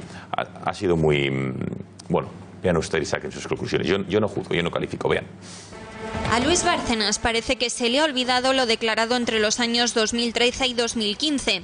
El extesorero parece que ha tenido tiempo de reflexionar y en su comparecencia en la Cámara Baja recogía velas. Ni sombra de aquellas duras declaraciones contra el PP, del que afirmó que todos sus dirigentes cobraban sobresueldos. Ellos cobraban un complemento de sueldo en B, o sea, en efectivo, sin retención de ningún tipo. Hoy casi parecía defender a la formación en la que trabajó. Pero no es el juez, son ustedes los que dicen que es una organización criminal. Tampoco ha lanzado ningún recadito a Rajoy, de esos a los que nos tenía acostumbrados. Que en fin, que yo le he hecho caso y en fin, le doy las gracias. Luis ha sido fuerte de verdad, ¿no? Y le he hecho caso y ha sido fuerte. Mientras el PSOE acusaba al presidente de todos los males en la tierra, Bárcenas callaba. Rajoy no solo conocía la existencia de la Caja B, sino que incluso personalmente recibía estos donativos, los más importantes. Y su silencio de hoy, su pacto de silencio con el Partido Popular, es la prueba de que está intentando ser fuerte. Muy parecida a su actitud al ser preguntado por María Dolores de Cospedal, la máxima dirigente de la formación popular y que fue precisamente la que le apartó de su puesto de tesorero tras las primeras sospechas, había sido señalada directamente en una de sus comparecencias en los juicios. Tener esa contabilidad que es fidedigna desde el primer apunte hasta el último, o sea, eso no es interpretación que pueda hacer nadie. Hoy, sin embargo, ni palabra de quien fuera su bestia negra. Al ser mencionado el nombre de la ministra de Defensa, echaba balones fuera. Esto quiere decir que usted iba al despacho de María Dolores de Cospedal y le entregaba un sobre de 500 euros. Dígame, señor Bárcenas, estoy encantado de escucharlo. Va a tener una contestación, me va a escuchar sí, y voy a verbalizar. Jamás he dicho que le llevase ninguna caja de puros. Y es que parece que, al menos de momento, en el Partido Popular pueden respirar tranquilos. Bueno, vamos a ver en la totalidad el último extracto que acaban de ver de ese rifirrafe que mantenían con Luis Bárcenas, con Toni Cantó, quien en los próximos minutos va a estar en directo con nosotros. Fíjense cómo de alguna manera Luis Bárcenas daba a entender que no era él quien llevaba esos sobres a la 10ª planta, creo que es de Génova, y esa séptima planta, perdón, ya le he puesto 3 plantas más, sino que era construidas en B. Sería el Levante, sería ilegal. Sino que era efectivamente su antecesor en el cargo, el señor Lapuerta. Vean, a ver si ustedes también interpretan eso. Que usted iba al despacho de María Dolores de Cospedal y le entregaba un sobre de 500 euros. Dígame, señor Bárcenas, estoy encantado de escucharlo. Va a tener una contestación, me va a escuchar sí, y voy a verbalizar. Jamás he dicho que le llevase ninguna caja de puros y jamás he dicho que le subiese sobres con billetes de 500. Lo que está usted contextualizando de la caja de puros, eso es otra historia que no tiene nada que ver con lo que usted está diciendo. O sea, que está intentando confundir no sé a quién. ¿Me va a ilustrar usted cuál es mi confusión y cuál es la otra historia en la que se ha llegado a saber que había una entrega de cajas? Déjeme terminar la pregunta. Déjeme terminar la pregunta. El tesorero Álvaro Lapuerta, no soy yo. O sea, que usted reconoce que el tesorero Álvaro Lapuerta sí que entregaba cajas de puros junto con sobres de 500. Así lo conté yo. Bueno, esto ha sido de los momentos más tensos de esa comparecencia. Yo no sé si de este extracto, este rifirrafe y del resto de la comparecencia, ¿qué titulares podemos extraer? Venga. En primer lugar, que se ha cumplido el pronóstico, porque es que no podía ser de otra manera. Si alguien esperaba que fuera Bárcenas a rajar, pero ya no a rajar, sino a declarar. A declarar lo que tenga que declarar es un disparate. Aquí está Miguel Durán, abogado, que podrá decir que si fuera su cliente, ¿qué le hubiera aconsejado? Vete y contesta todas las preguntas una tras otra. O le hubiera aconsejado, no contestes a nada. Si esto está voy a decir lo que le voy a aconsejar mañana. O que va a aconsejar mañana, claro. Pues mejor todavía. ¿Mañana veis a Luis Bárcenas, Miguel? No. A mi defendido. Claro, ¿y qué le va a aconsejar? Pues eso mismo, supongo, ¿no? Que no conteste ni una sola pregunta. Es un caso que está judicializado. Vamos, no sé, yo esto se lo he escuchado a varios abogados y parece que es absolutamente que se cae por su propio peso. Luego, claro, en todo caso, si habla, dirá lo que más convenga a su defensa. Lógicamente, claro. No lo que más convenga al PP ni lo que más convenga a la Madre Superiora del convento. Dirá lo que más convenga. ¿Por qué se le llama a declarar, Benjamín? Con este diagnóstico, ¿por qué se le llama a declarar? Pues esto es obvio, vamos a ver, ¿por qué se le llama a declarar? Pues por una cuestión, por una intencionalidad política, Gonzalo. Obviamente, es una comisión de investigación política. Pues si se quiere aclarar lo sucedido con la caja B del partido, hay jueces que se están ocupando de ello. Si tú quieres, de alguna forma, intentar depurar responsabilidades políticas o quieres también mermar a tu adversario político, pues utilizas todas las armas que tienes a tu alcance. ¿Hay alguna comisión de investigación del Parlamento que haya llegado a una conclusión que no esté escrita de antemano, según la mayoría de la que convoca esa comisión de investigación? Que yo sepa, ninguna en la historia, y no creo que la haya en un futuro. Por lo tanto, yo creo que eso cae por su propio peso. ¿Por qué se hace esta comisión de investigación? Pues para desgastar al PP y al Gobierno. A lo mejor con razón, no digo que no. Bueno, pero para eso se hace, desde luego. Claro, no, sí que tiene razón Benjamín, es una comisión política. Claro. Sí, y está en el sitio indicado, en el Congreso de los Diputados. Porque no es exactamente lo mismo. Sí, Gonzalo, pero llamar a un señor que tiene que ir al juzgado a declarar eso mismo ante un juez, pues es un poco ilusorio si alguien piensa que le va a contestar. No, esta comisión ha servido para mucho. A mí me ha servido para mucho, porque yo hay una cosa que no comprendo, hay dos cosas que no comprendo. Una, del silencio del señor Bárcenas, porque no repite lo que dijo en sede judicial. Yo entiendo que los abogados le digan a sus defendidos no te compliques la vida, si al final tu problema va a ser con el juez. Lo puedo entender en el legítimo derecho a la defensa que tiene cada ciudadano en este país. Bueno, el señor Bárcenas es un ex senador, esto punto primero, va a la Cámara, pero ni siquiera ha conseguido repetir lo que ya dijo en sede judicial. O sea, ha llegado al Congreso a guardar un silencio y a tapar de silencio unas palabras ya pronunciadas por él. Esto es lo que me llama la atención. Si Bárcenas no hubiera hablado nunca y hoy calla, pues sería lógico. Entonces a mí esto me llama la atención. Y luego hay una cosa que no consigo entender. Llamadme simple si queréis, pero yo no la entiendo. El Partido Popular no le ha hecho al señor Bárcenas ni una sola pregunta. O no les interesa este asunto o ya lo saben todo. Yo creo que no se explica que porque tú pierdas en un... Yo creo que se explica perfectamente. No, Gonzalo. ¿Cómo que no? A ver, vamos a ver. Pero es que es verdad que se llama Carlos Roja, el portavoz del PP, que supuestamente iba a interpelar, a preguntar a Bárcenas. Esta ha sido la reflexión. Ni una sola cuestión al extesorero del PP, lo vemos. Margarita Robles, flamante nueva portavoz del Grupo Socialista en el Congreso, hace muy poco tiempo, señorías, en esta misma Cámara, afirmaba que Cuando hay procedimientos judiciales en marcha, no es necesario crear una comisión de investigación. El compareciente básicamente no declara y los comisionados aprovechan para trazar las líneas del cordón sanitario al Partido Popular. Así han empezado las cosas. Fuerzas políticas que se unen con el objetivo primordial de aislar al Partido Popular. Porque el sentido de hacer oposición de muchos aquí solo consiste en desgastar al partido del Gobierno. Estamos viendo declaraciones contra el Partido Popular de algunos representantes públicos que se han erigido en los nuevos Torquemadas y lanzan verdaderas bocanadas de basura, calumnias y despropósito contra el honor y la formación política que más apoyo popular tiene. Bueno, y Fernando Martínez Maillo, el coordinador general del Partido Popular, va más allá y ha dicho que todas las comparecencias de gente que tiene abierta una investigación o un juicio, una investigación judicial, que desde luego que no sirve de nada, con lo cual esta comisión de investigación en el Congreso de los Diputados está abocada, dice, al fracaso. Él tiene derecho a expresar lo que estime conveniente, está incluso en procedimientos judiciales, tiene derecho a no contestar, incluso dentro del procedimiento judicial tiene derecho a decir lo que estime conveniente. El riesgo de hacer una comisión sobre personas que están procesadas es altísimo y yo creo que es una comisión que hoy y se verá en los próximos días va a ser una comisión completamente fallida. Fallida, matizo mi término, fallida. Román. Vamos a ver, es que la comisión que se ha montado el señor Bárcenas lo único que está haciendo es cumplir con la ley. Es decir, que la máxima expresión de la soberanía popular es la ley, porque emana de las cámaras las leyes. Y la ley es la que le permite a una persona imputada no contestar. Claro. Ha hecho muy bien en ir, porque su obligación como ciudadano, ya que lo han citado, es ir. Y ha hecho muy bien en acogerse a lo que la ley le permite. A mí me ha llamado mucho la atención las actitudes de los supuestamente preguntadores de los distintos partidos políticos. Porque muchas de las afirmaciones que le hacen ahí, y además se vienen arriba, es porque disfrutan del aforamiento, del amparo de la casta, porque bastantes de las afirmaciones que se han hecho ahí son posiblemente hasta punibles. Sigue hasta punibles. Sigue por ahí, porque que va muy bien. Sí, pero es que yo lo estaba viendo y decía, eso es una querella, eso es otra querella, eso es otra querella. Por ejemplo, para entenderlo. Para empezar, la afirmación de la diputada del PSOE, el Partido Popular es una organización criminal. Luego lo que haga el Partido Popular a mí me seguirá sorprendiendo, porque el Partido Popular no para de llamar más que ladrón al señor Bárcenas y resulta que ni un dirigente del Partido Popular en los últimos 6 años ha tenido tiempo de ir a una comisaría a poner una denuncia por robo.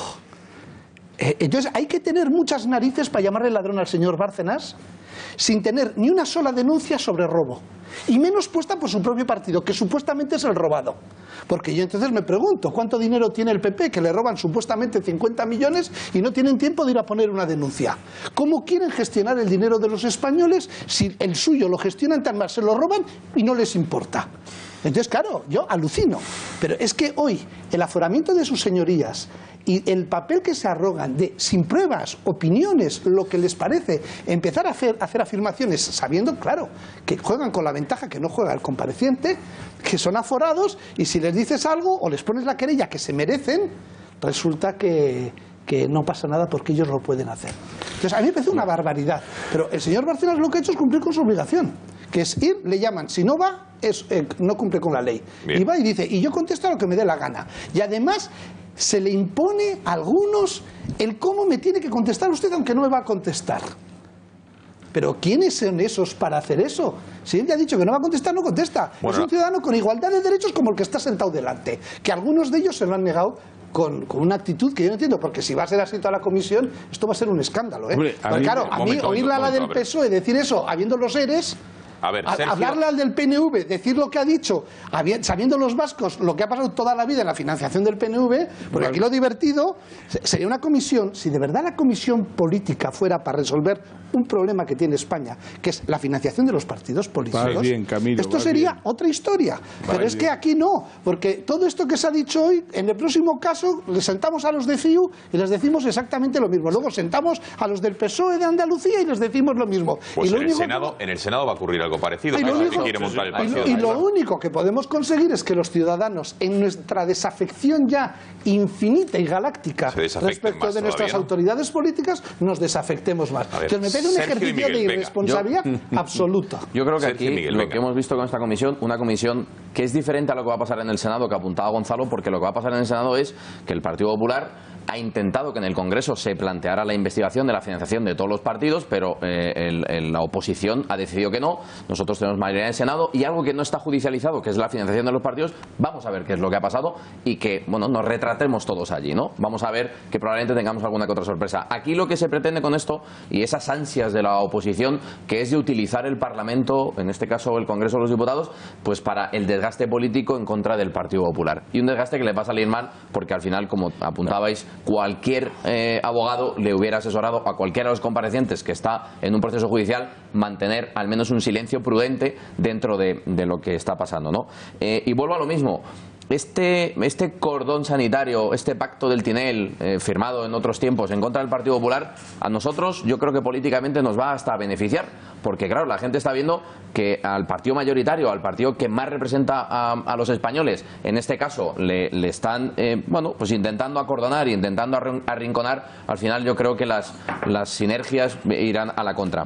Y sobre todo decís una cosa y a mí me parece importantísimo: la cantidad de barbaridades que están diciendo muchos de los señores diputados, y yo me voy a quedar con una y me parece tremenda, que fue la de Toni Cantó, cuando dijo que el Partido Popular se ha financiado igual que la banda terrorista ETA, extorsionando en este caso a los empresarios como hacían los terroristas. A mí me parece, bueno, aparte de desafortunado, me parece de muy mal gusto, de muy poco talante político, y creo que cuanto menos tenía que haberse hasta incluso retirado de la comisión como parte de, en este caso, Ciudadanos. Es una auténtica vergüenza que Albert Rivera... Eso lo ha dicho hoy, ¿eh? Eso fue la semana pasada. Sí, pero en el mismo ámbito. En el mismo ámbito. Bien. Ahora le preguntaremos. Tenemos a Toni Cantó y le preguntaremos. Y podría Albert Rivera al menos haber salido a desautorizarle, cosa que tampoco ha hecho. Bueno, dice Toni Cantó que por cierto ha denunciado que le llamó María Dolores de Cospedal en calidad de ministra de Defensa, no de secretaria general del Partido Popular, y lo ha denunciado. También le preguntaremos ahora al respecto. Miguel.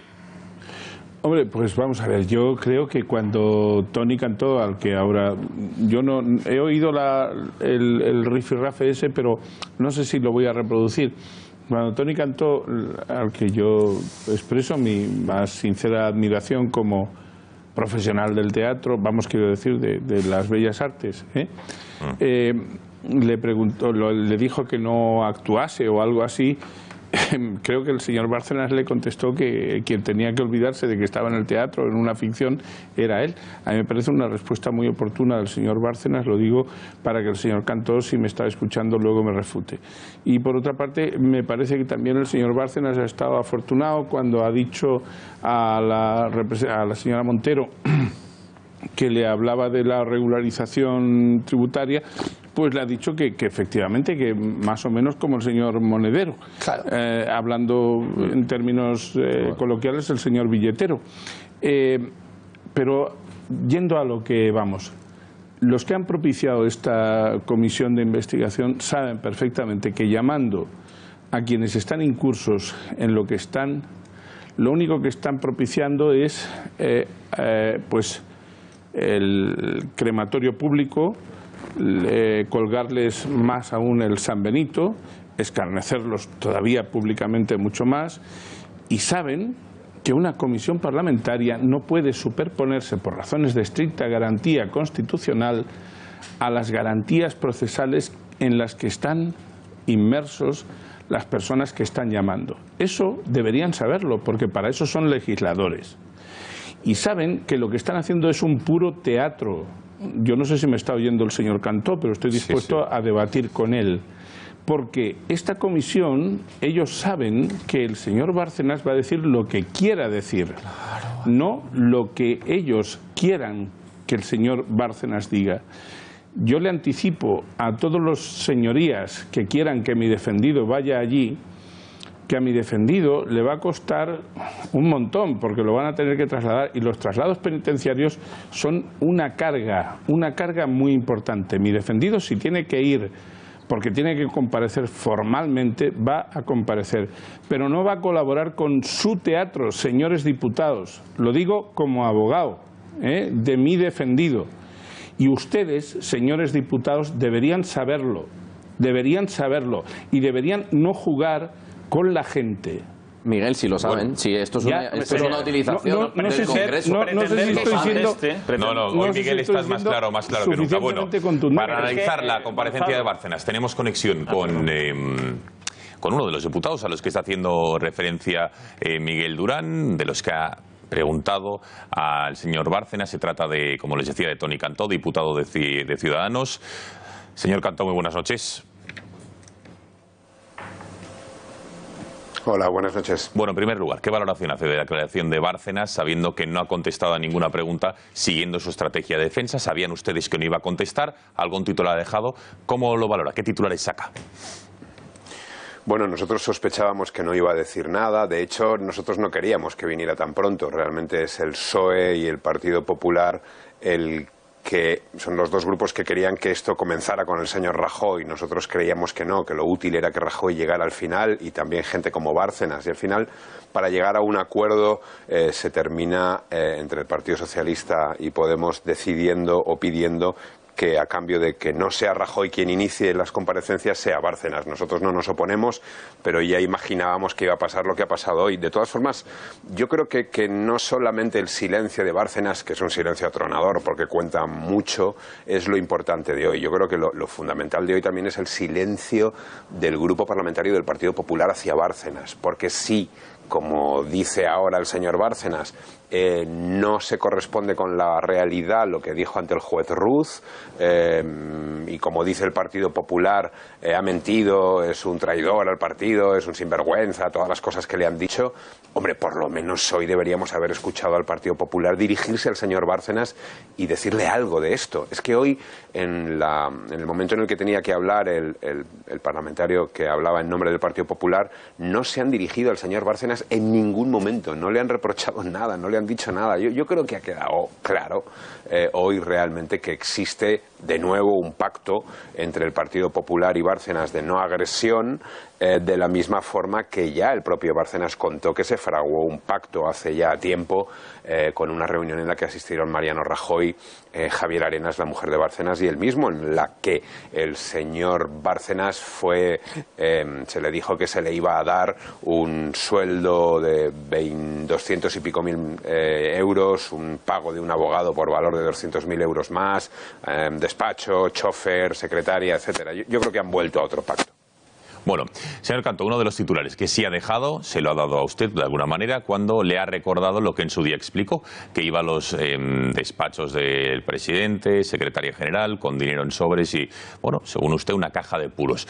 Dice Bárcenas que no fue él, sino La Puerta, o al menos es la conclusión que usted ha sacado. Eso es uno de los titulares, señor Cantó, que sí que existía esa caja B, como ha dicho, pero no lo daba él, sino La Puerta. Yo creo que ha sido de los pocos momentos en que se ha roto un poco su estrategia de no decir nada. Yo he procurado encenderle un poco para ayudar a que eso sucediera y yo creo que ha funcionado y ha terminado como yo le he subrayado, reconociendo que La Puerta sí que le daba un sobre de dinero de negro a Rajoy, de billetes de 500 euros, a los que de vez en cuando acompañaba con una caja de puros. Yo se lo he hecho, lo he remarcado porque me parecía un dato importante y de hecho yo creo que es de las únicas cosas con un poquito de entidad que nos ha reconocido durante la comparecencia. Bueno, estamos debatiendo aquí el hecho de que Bárcenas haya decidido guardar silencio. ¿Es de los que cree que hay un pacto no escrito entre Génova y Bárcenas para no hacerse daño con agresiones mutuas, señor Cantó? Porque, por ejemplo, en 2013 decían unas cosas los unos de los otros y ahora han cambiado de criterio todos absolutamente en las declaraciones públicas, pocas que hace Bárcenas y, por su parte, los miembros del PP de Génova. ¿Hay pacto entre ambos? Pues eso es lo que yo creo, que realmente hay un pacto de no agresión mutua entre ambos, ¿no? Y bueno, ya le digo que no solamente por el silencio de Bárcenas y su cambio de... Porque es que hoy no es que no haya atacado al PP, es que lo ha defendido en un par de momentos, tanto al PP como a Mariano Rajoy. Y también desde el Grupo Popular se le ha jaleado y se le han reído algunos chistes, pero ya le digo que lo realmente alucinante para mí es cómo el Partido Popular ha dedicado todo su turno de palabra a descalificarnos a nosotros y a intentar amenazarnos. Y no se ha dirigido, es que en ningún momento, miren el vídeo, no se han dirigido al objeto de la comisión, al objeto de lo que tocaba, al compareciente, ni le han hecho ninguna pregunta, ni una mirada, ni un reproche a todo lo que han dicho durante tantísimo tiempo que les parecía absolutamente injusto que había dicho el señor Bárcenas. A mí me ha parecido clarísimo lo que se ha hecho hoy ahí. Se ha escenificado un pacto. Bueno, un par de cuestiones más, diputado. Ha habido momentos de tensión entre usted y el extesorero del PP, como cuando este le ha dicho lo siguiente, que no actúe como si estuviera en el teatro. Vamos a recordarlo. ¿Puede verbalizar si me va a responder o no a la pregunta que le acabo de hacer de si Rajoy destruía papeles en una trituradora? Vamos a ver, le voy a verbalizar lo que dije al comienzo, que no voy a contestarle a ninguna pregunta. Es suficiente. Y si ese es su tono, mucho menos. Es suficiente, señor Bárcenas, es suficiente. Ya veo que le divierte y se ríe usted. Pero le pido que a partir de ahora, por lo menos mientras yo le pregunte, usted me responda. Sí. Al menos no voy a contestar. Sí, y usted no actúe como si estuviese en una obra de teatro. Sí, es usted muy gracioso. Y usted como si estuviera no sé, en el salón de una película de vaqueros e indios, señor Bárcenas. Un poquito de respeto. Diputado, ¿cómo ha vivido estos momentos de tensión? ¿Estaba preparado para ello, sabiendo de antemano que no iba a contestar y sabiendo cómo es el señor Bárcenas, que está claro que dialécticamente es un buen zafador? Cuéntenos. Bueno, yo, si les soy honesto, he procurado de alguna forma provocar esos momentos de tensión, ¿no? Nada más empezar lo he hecho al decir que le exigía que verbalizara su silencio y que me dijera al menos que no quería contestar. Yo quería de alguna forma intentar que la cosa no fuera tan fría y él se calentara un poco y de ahí pudiera arrancarle algo, y es lo que creo que al final hemos conseguido con esa declaración sobre los pagos que el señor Lapuerta le hacía al señor Mariano Rajoy de billetes de 500 euros acompañados de cajas de puros, ¿no? Pero bueno, la verdad es que no me ha impresionado tampoco demasiado. Yo creo que estás ahí metido, inmerso en la acción y no eres muy consciente de lo que va pasando. Ha sido una comparecencia tensa, porque realmente yo he estado hablando con él, haciendo un monólogo, porque él casi, excepto cuando hemos empezado a discutir, no decía nada, y realmente al final me he tenido que sujetar, porque realmente al final ha llevado a cabo una actitud bastante despreciativa. Ya no solo no me miraba como al principio con actitud chulesca, sino que ni siquiera nos miraba hacia abajo, miraba el móvil, no establecía ni siquiera contacto visual, lo cual me parecía ya una absoluta falta de respeto, pero bueno, ya conocemos al personaje e intuíamos que iba a hacer algo así. Bueno, ya por último, diputado, una cuestión que no tiene nada que ver con esta comparecencia. Lo comentábamos ahora con Sergio López. Decía usted que el pasado viernes la señora de Cospedal le llamó para amenazarle si seguía mencionándole. Entiendo que, no sé, si es en todo lo relacionado con el caso Bárcenas o por lo que dijo usted en determinadas prácticas del PP que le recordaban al impuesto revolucionario. ¿Por qué le pegó ese chorreo, como ha dicho hoy textualmente Cospedal? Bueno, yo creo que la señora Cospedal se equivocó. De hecho, después de hablar con ella, yo revisé mi discurso de hoy y si la mencionaba 2 veces, pues decidí mencionarla 10.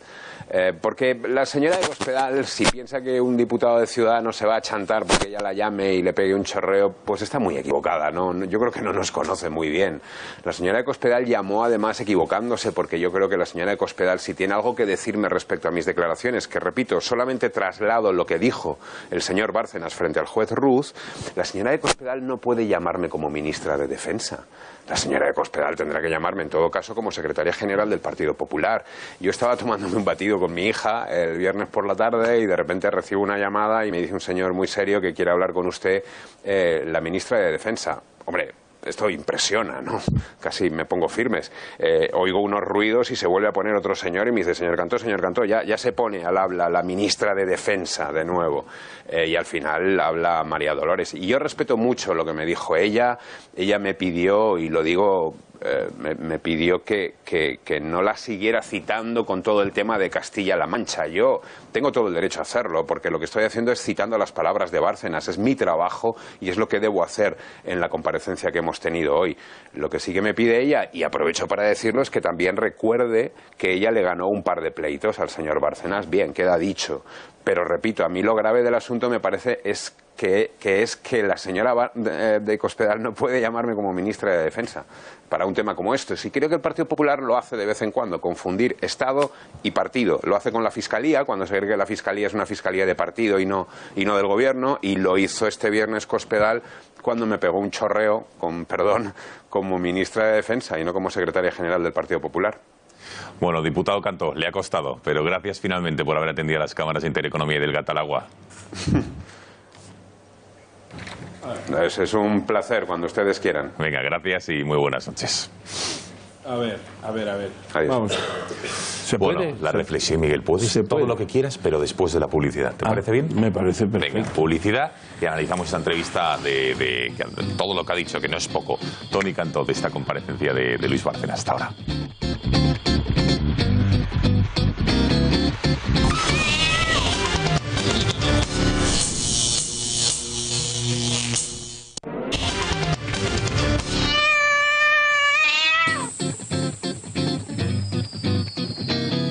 Aquí seguimos en el Gatalagua analizando lo que ha sido, lo que ha dado de sí esa comparecencia en esa comisión de investigación de la financiación del Partido Popular. Fíjense qué nombre más largo tiene, que hoy tenía a uno de los principales protagonistas, que era Luis Bárcenas, quien, como saben, no ha declarado, excepto algunos titulares que sí que ha querido dejarnos. Y hemos hablado con Toni Cantó, que dejaba interesantes reflexiones al respecto. Venga, quería hablar Miguel Durán y alguna otra reflexión del resto de la mesa. Venga. A ver, a mí ya me he expresado antes con suficiente claridad. Sí. A mí todo esto me parece un esperpento, un teatro. Los señores diputados se supone que no son estudiantes de primaria, saben perfectamente, deberían saber, que un señor cuando declara en instrucción, en la fase de instrucción, tiene derecho incluso después en el juicio oral a rectificar su declaración. Pero un momento, perdona, Miguel. ¿Crees que lo saben o estás diciendo que no lo saben? Pues si no lo saben, no deberían estar. O sea, lo saben y a sabiendas le han convocado. Yo creo que deberían saberlo. ¿Pero lo saben o no lo saben? No tengo ni la más pálida idea. Pero si no lo saben, es como para que se lo hagan mirar. Ya. Porque cuando uno instrumenta una comisión así, debería saber cuáles son las consecuencias. Yo lo he explicado antes. Un señor que está sujeto a un procedimiento judicial, que está en fase de juicio oral, este señor tiene derecho a callar ante el tribunal. El derecho a callar ante un tribunal es algo tan sacratísimo que ni siquiera el juez que lo está juzgando puede obligarle a decir nada si él no quiere decir. Los señores diputados, esto, como es de libro, como es elemental, deberían saberlo. Y si les convocan es ad maiorem gloriam suam, es decir, para su mayor gloria teatral. Esto es un circo, es un teatro.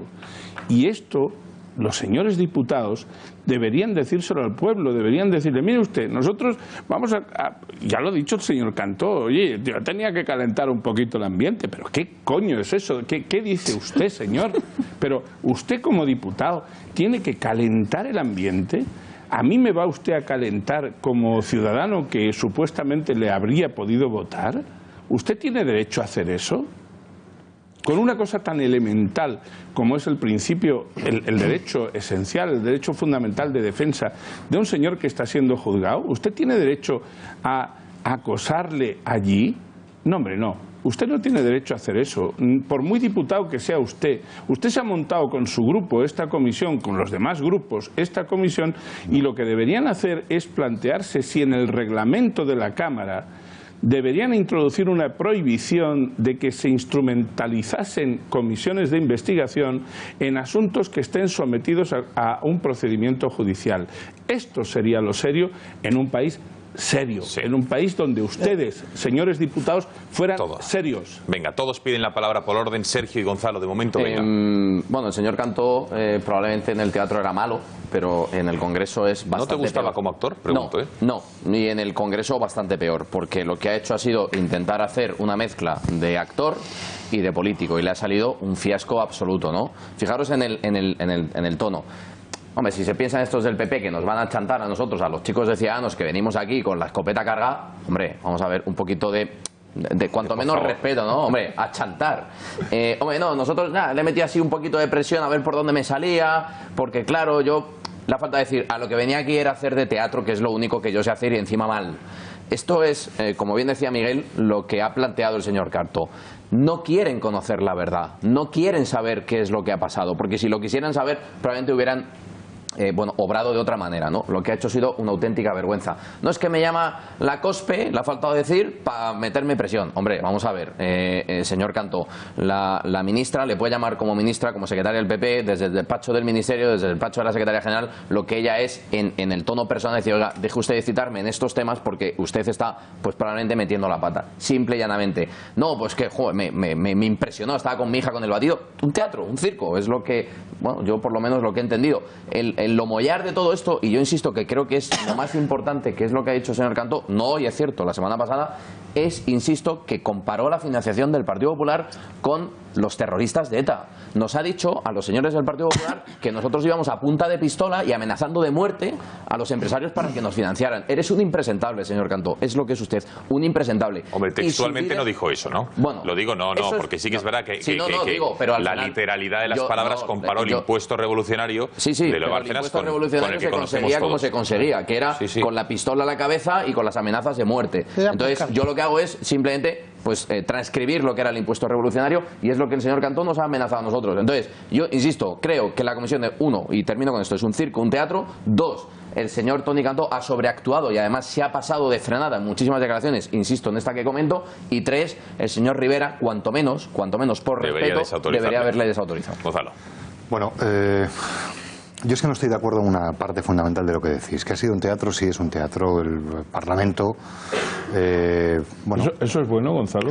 El Parlamento tiene sus cosas y algunas son teatrales. Cuando la palabra tiene que ver en la exposición de ideas, la teatralidad tiene un papel. Evidentemente no es estar haciendo clown ni... Pero en esto tan serio como son derechos fundamentales de la gente, ¿se puede teatralizar?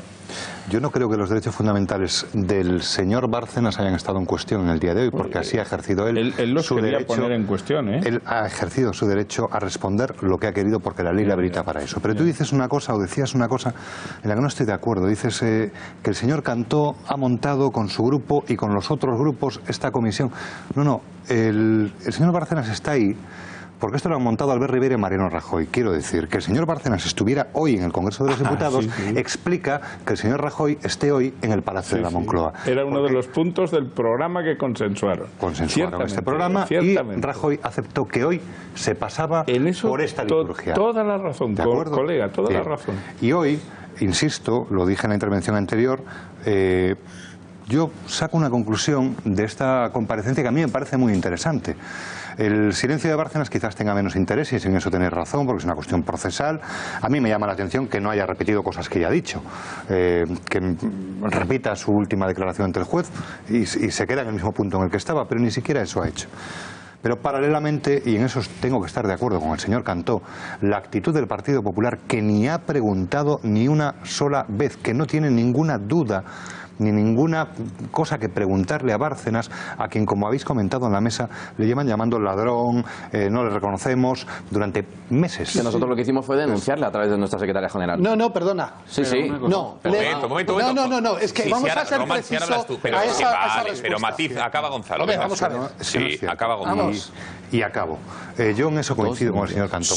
Por favor, no mantengamos conversaciones paralelas, Gonzalo. Para mí, la actitud del Partido Popular, no queriendo saber nada del asunto, cuando son los que han facilitado que el asunto haya tenido lugar hoy, y en el escenario donde ha tenido lugar, quiero decir, el señor Bárcenas está ahí porque Rajoy lo facilita, y gracias a que esté ahí, Rajoy está en Moncloa, a lo mejor por muchas otras cosas que ha hecho Bárcenas en el pasado, pero por esta, en este momento lo han explicado, Gonzalo, seguro. Con un argumento, a mi juicio, bastante bueno. Benjamín y Vamos a ver si el argumento es cierto o no, si se mantiene en el tiempo, que yo creo que es la clave.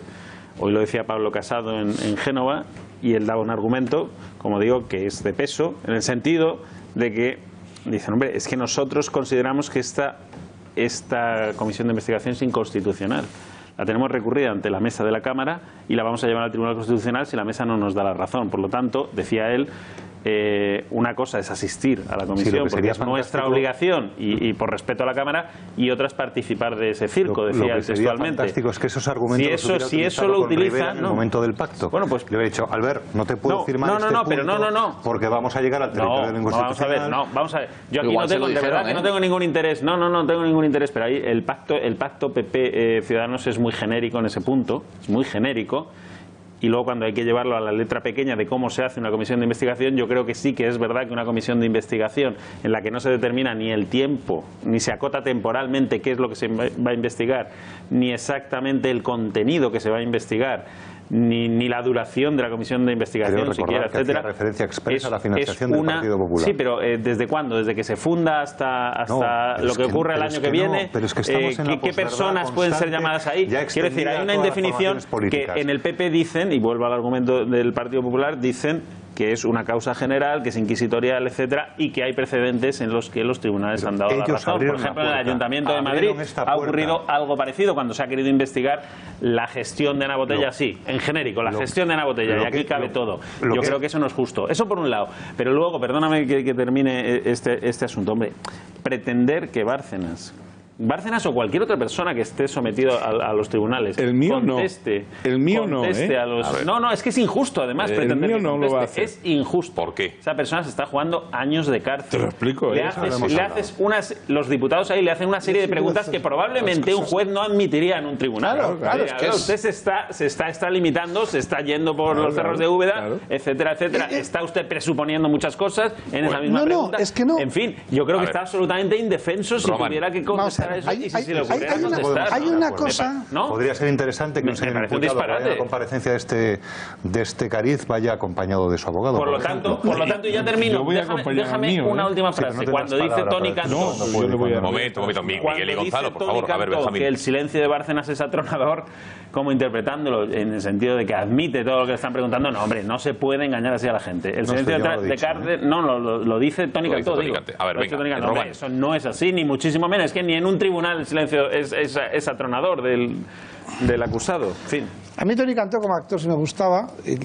Tengo cierto aprecio personal. Además es una persona que siempre ha estado, y me llamó mucho la atención la declaración del otro día, porque siempre está muy vinculado a las víctimas del terrorismo. Y entonces creo que ahí se le fue la olla. Hoy me ha dejado enormemente preocupado. Yo creo que el sitio para ir a provocar no era el Congreso. Es decir, que diga que quería provocarle, quería pincharle.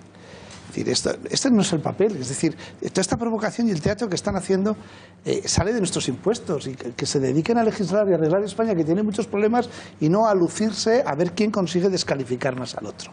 En el Congreso está empezando a haber una pésima costumbre, que el otro día ya la vivimos, con la moción de censura de Pablo Iglesias, en el que además ya muchos ciudadanos de sufrir la pena de telediario y la pena de prensa, de la que los que estamos sentados aquí en lo que nos toca somos responsables, empieza a ver la pena de Congreso. Y es que te sale la Irene Montero y se pone a decir nombres de un montón de gente que sus causas están abiertas, pueden ser perfectamente nulas, inocentes o ni siquiera admitidas, pero o que no tienen causa. O que no tienen causa, y entonces tú en las actas quedas y allí llega una madre de la patria o padre o como sea, para que no se ofenda, o señoría, y te monta un lío que te queda para la historia, y con una presidenta del Congreso que lo tolera. Entonces, a mí me parece abominable que los políticos empiecen a dedicar a crear la pena de Congreso. No habéis opinado sobre lo que he dicho de que el reglamento debería prohibir esto. No, por supuesto que debería prohibir los dos. Me ha sorprendido que el señor Toni Cantó le llame la atención, que le llame el de gabinete telegráfico o el jefe de gabinete, para decirle, le paso con la ministra. Vamos, eso es práctica habitual con todo el mundo a donde llaman. Y si él es diputado y se queda sorprendido, pues una presión, a lo que se ha aferrado él. Bueno, pues fíjate tú, me preocupa que sus señorías se queden apesadumbrados y coartados en su situación, porque les llaman por gabinete telegráfico, como se le llama a todo el mundo. Señor Cantó, que se quede tranquilo, se le llama así a todo el mundo, y eso uno cuando va al Congreso debería de saberlo. Y luego, claro, que toman como ciertas frases que van soltándose a lo largo de las partes procedimentales, donde los que las han dicho están sometidos al derecho a mentir, para convertirlas en tajantes afirmaciones veraces, y en la que además no preguntan. Sus señorías lo único que están buscando es la ratificación de su barbaridad. Y eso es muy preocupante porque la comisión de control no debería de servir para eso. Es verdad también, y quiero decir una cosa respecto al Partido Popular, que ya es la segunda vez que queda en ridículo. La primera, cuando inició el caso Gürtel, que después de decir con la boca llena queremos que caiga el peso de la ley a todos los que nos han robado, a todos los sinvergüenzas que han hecho tanto daño al honor, cuando empiezan las causas previas arrancan diciendo nulidad del caso por instrucción fraudulenta. Oiga, pues eso nos llevaría mucho, ¿verdad? Y segundo, hoy que se calla. Y tercero, es que el Partido Popular sigue sin denunciar a Luis Bárcenas por robo, apropiación indebida, gestión negligente o hurto. Las denuncias de María Dolores del Cospedal son por su honor, por sus rifirrafes en los discos duros que se destruyeron de la sede del Partido Popular y por lo que pasó entre ellos. Pero el Partido Popular, que tantas veces ha dicho que el señor Bárcenas les ha robado dinero, ni uno de los militantes, ni uno de los dirigentes habéis tenido tiempo de ir a una comisaría a poner la denuncia. Y tendréis que explicar por qué. Bueno, quien sí ha estado presente, hablábamos antes, en el Congreso de los Diputados, en la sala donde ha comparecido Luis Bárcenas, es Marisa Gallero, periodista de ABC, muy conocedora del caso del extesorero, así que conectamos con ella. Marisa, buenas noches. Buenas noches. Marisa, lo estamos debatiendo. Bárcenas ha optado por no contestar, así se le ha recomendado su defensa. ¿Entiendes esta estrategia de defensa y por qué lo ha hecho? ¿Qué sabes? Sí, a ver, esto es una estrategia de defensa que tiene que ver con sus tiempos, son los tiempos procesales en los que estamos actualmente. Luis Bárcenas está ahora mismito en el juicio del caso Gürtel. En el caso Gürtel, él tiene la sensación de que le están midiendo por su fortuna en Suiza y también por un hecho delictivos de la trama de Francisco Correa respecto a una serie de personas. Por eso él desliga lo que es Gürtel de los papeles de Bárcenas, que sería la financiación ilegal del Partido Popular, en la que este procedimiento todavía no tiene ni fecha de juicio. Por eso sus tiempos no van ligados ahora mismito con esos papeles de Bárcenas y con esa financiación ilegal del Partido Popular, que es el objetivo de esta comisión.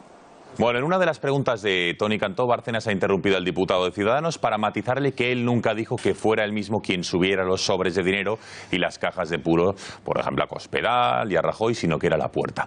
¿Cómo has interpretado este matiz? ¿Crees que ha reconocido que sí había esa caja B, pero que no la distribuía él mismo? Lo digo porque es uno de los principales titulares y de los cuales llevamos hablando aquí en El Gato bastante rato. ¿Cómo has visto tú esa respuesta o ese matiz? Es importante que cuando él, porque ha contestado muy pocas cosas, pero eso sí que lo ha querido matizar y además ha dicho nunca, jamás.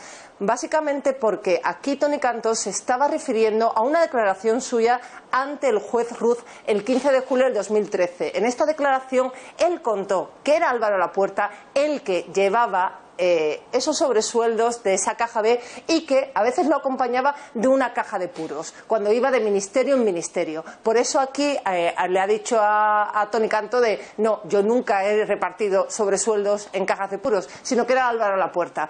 En la estrategia que están marcando todo el mundo ahora de decir que es Álvaro Lapuerta, le están echando la culpa por la demencia sobrevenida, hay que recordar que ya en agosto del 2013, cuando fueron a declarar también como testigos Javier Arenas y Francisco Álvarez Cascos, también mencionaron que la tesorería estaba regentada por Álvaro Lapuerta y en ese momento no tenía demencia sobrevenida. En su discurso siempre ha dicho que él trabajó a las órdenes de Álvaro hasta julio del 2008, que es cuando se convierte en tesorero después del Congreso de Valencia. Y toma las riendas de la tesorería. Bueno, a tu juicio, ¿crees que hay un pacto entre Bárcenas y el PP de silencio o de no agresión, de no hacerse daño? Lo digo porque no tiene nada que ver lo que dicen los unos de los otros ahora con las graves acusaciones que se han lanzado desde que en 2013 saltaron los famosos papeles de Bárcenas. ¿Cómo lo ves? ¿Hay pacto o no? A mí él me insiste que no hay pacto. De hecho, una de las frases que hemos publicado hoy en ABC de su declaración antes de ir a esta comisión es: si hasta Rajoy tiene que sentarse en el caso Gürtel y no ha podido negociar absolutamente nada, ¿qué voy a negociar yo? Lo que sí hay es como un cese de hostilidades verbales. Si os dais cuenta, ahora mismito nadie del Partido Popular le llama delincuente, porque saben perfectamente que automáticamente pone una querella, como le pasó con Javier Maroto, que tuvieron un litigio en los tribunales en Plaza Castilla, o cualquier otra persona que le ha llamado delincuente sin el presunto. Este cese de hostilidades él lo entiende y además lo ha dicho bastantes veces, si a mí nadie me ataca, si me tratan con respeto, yo solamente me voy a centrar en mi defensa. Obviamente queda bastante extraño cuando hemos visto a Luis Bárcenas a la salida de la prisión diciendo que ha sido fuerte, que ahora mismito esté callado con lo de la contabilidad B, pero hay que recordar, la caja B no tiene fecha de juicio y él en ese tiempo procesal no quiere entrar hasta que no sea el tiempo de responder en el juicio. Bueno, por último, Marisa, ¿cómo has valorado el turno de preguntas del PP? No ha preguntado nada a su extesorero ni se han dirigido a él. ¿Cómo interpretas la actitud de los populares? Sorprendente, ¿no? Hombre, ha sido un poco extraño porque francamente debería haber, o sea, si ya no querías interpelar a Luis Bárcenas, tampoco podrías utilizar a la Comisión de Investigación por una financiación para contar cómo va la economía, que ese ha sido el momento en que Pedro Quevedo ha interrumpido al diputado. Ha sido obviamente extraño porque yo sí que creo que estaba bien marcado de nosotros hemos recurrido esto al Tribunal Constitucional, querían hacerlo, o sea, querían decirlo y dejarlo claro en esa comisión y que bueno, que nos han respetado los tiempos, pero lo de empezar a hablar de economía y de empezar a contar el crecimiento y de que España va bien, obviamente no era el objeto de esa comisión y ellos también están utilizando, el Partido Popular, su mayoría absoluta en el Senado para crear otra comisión en donde van a investigar a distintos partidos políticos, con lo cual estamos en la misma, ¿sabes? O sea, estamos utilizando la misma baraja, para unos como para otros. Marisa Gallero, muchísimas gracias por haber atendido a las cámaras del Catálogo y buenas noches. Muchísimas gracias a vosotros, buenas noches. Bueno, hacemos una breve pausa de publicidad. No, es que ni eso, es un consejo de nuestros patrocinadores y volvemos porque me queda por ofrecer eso que ha dicho Joan Tardá, el portavoz de Esquerra Republicana, que le ha pedido a Bárcenas que se pusiera de pie y que pidiera perdón a los españoles como patriota. Ha matizado que él no es español, porque él dice que no es español, pero que entienda a los patriotas españoles y que como tal Bárcenas debería ponerse en pie y pedir perdón a los españoles. Consejo de nuestros patrocinadores y en menos de un minuto estamos de vuelta.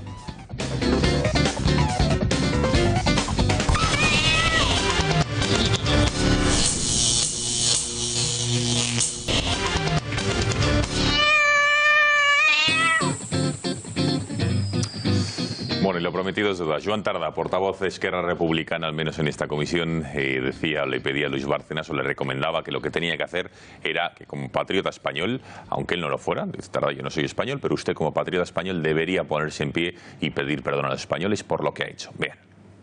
Usted haría un acto de patriotismo, levantarse, pedir perdón. Disculpe que le interrumpa, pero se levantó el señor Ausàs, consejero de la Gobernación en Cataluña, condenado por fraude de tabaco con Andorra, ¿pidió perdón a la ciudadanía catalana, el señor Ausàs? ¿Por qué tengo yo que pedirlo? Tengo usted ese ejemplo primero. Se ha enriquecido usted, señor Bárcenas, con la gestión de las finanzas ilegales del Partido Popular y si se quedó con casi 300.000 euros de la caja B de su partido, tal y como asegura la Fiscalía Anticorrupción. Le pregunto también... Esa sí se la voy a contestar. En ningún caso. Ni con 300.000 ni con 8.000. Con nada, absolutamente con nada. De acuerdo, con 0 euros se quedó. Bueno, Sergio. Bueno, yo creo que al final le ha jugado una mala pasada a Tardá lo que realmente piensan, que es que el proceso independentista está fallando y ya pues habla de patriotismo español o estas cosas, ¿no? Porque realmente no tiene ningún sentido que él hable de patriotismo cuando no tiene ni la más remota idea de lo que es. Y sí quería decirle a Román que el Partido Popular en su momento intentó presentarse como acusación particular en el proceso de los papeles y de la contabilidad de Bárcenas por ahí, y el juez Ruz nos dijo que no. Que eso es complicadísimo. Y nos dijo que no porque según alegó... Estáis entorpeciendo el proceso como en la No. Oye, podemos dejar a Sergio que se explique. Bueno, que se explique, venga. Yo me explico. Dijo literalmente en el auto que podríamos ser responsables subsidiarios y por ello no podríamos estar dentro del proceso. Fue lo que dijo. Nosotros lo intentamos. Procesalmente es así, ¿eh? Sí, bueno, bien, pero que quiero decir que... Yo voy a la contestación de que... tiene razón Sergio procesalmente. Pero si no habéis hecho nada. Vamos a ver. Que sí, Román, que no habéis hecho nada. Mira, vamos a ver. Si fuera cierto todo lo que estáis diciendo algunos... lo que están... No, perdona. Aquí en el Partido Popular, alguno y antes del programa hemos oído el ladrón de Bárcenas. Pero no lo he dicho yo, ¿No habéis tenido tiempo de descubrirlo y os solo cuando ya salta Gürtel, Garzón hace lo que hace, que es ilegal, o escucha a los abogados, en el PP se enteran de que les han desaparecido 50 millones de euros. Hombre, 50 y cuando, no, perdona, esa es la fortuna que él tiene, no significa que no le hayan robado eso. Pero si hoy aquí, y el otro día que nos robaran. Tampoco. Román, eso es una trampa en el argumento, claro. ¿cierto? No, hombre, perdona, que sacamos, vamos a ver, ya el señor Bárcenas se ha querellado contra el señor Maroto. Ya se ha querellado contra el portavoz del Partido Popular en Cataluña. Es decir, que aquí ha habido mucha gente, y el otro día, después de la comparecencia en el juicio de los secretarios y vicesecretarios generales, se pudo poner en evidencia las frases de Maroto, Alonso, llamándole chorizo, ladrón, que se había llevado 50 millones, y además lo tienes en la hemeroteca, los 50 millones vencidos por el PP, y luego diciendo, en cambio los vicesecretarios generales le exculpan. A ver si os aclaráis de una vez de lo que pasa dentro de Génova, porque si queréis gestionar el dinero de los españoles y organizar la vida de los españoles, si no sabéis organizar la vuestra propia en la sede central del partido, pues fíjate cómo muy bien organizada. No sois capaces de ir a una comisaría a denunciar por robo. Los españoles también. Sergio López, portavoz del PP en el Ayuntamiento de Fuenlabrada. Gracias por haber estado esta noche en el Cataragua. Gonzalo Cortizo. Gracias. Buenas noches. Yo quiero decir que Joan Tardás me parece un tipo muy simpático y que me cae muy bien. Absolutamente. Y yo que me alegro. Desde luego, sí, era bastante entrañable, ¿no? Dan ganas de... Yo que no soy patriota español. Eso está muy bien. Benjamín, que buenas noches. Igualmente, buenas noches cuidarse. a todos. ¿Qué tal médicamente? ¿Estamos bien? ¿Las lesiones? ¿Todo bien, no?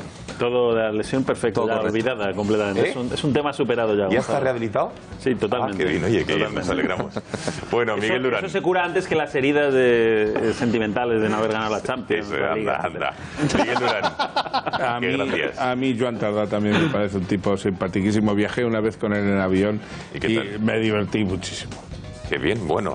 Román Cendoya. El único discurso constructivo que se ha hecho hoy en la comisión de esta ha sido el de Tardá, hablando de que necesitaba el que ya traer sociólogos, expertos en ética y en filosofía para hablar de la financiación de los partidos. Eso está bien. Así y que lo demás no servía de nada. Es de lo poco constructivo que se ha hecho hoy en ese carnaval que hemos pagado todos. Señores, que muchísimas gracias por su confianza, que ya lo saben que el gato vuelve mañana a las 10 y que pasen ustedes una buena noche. Hasta mañana. Adiós.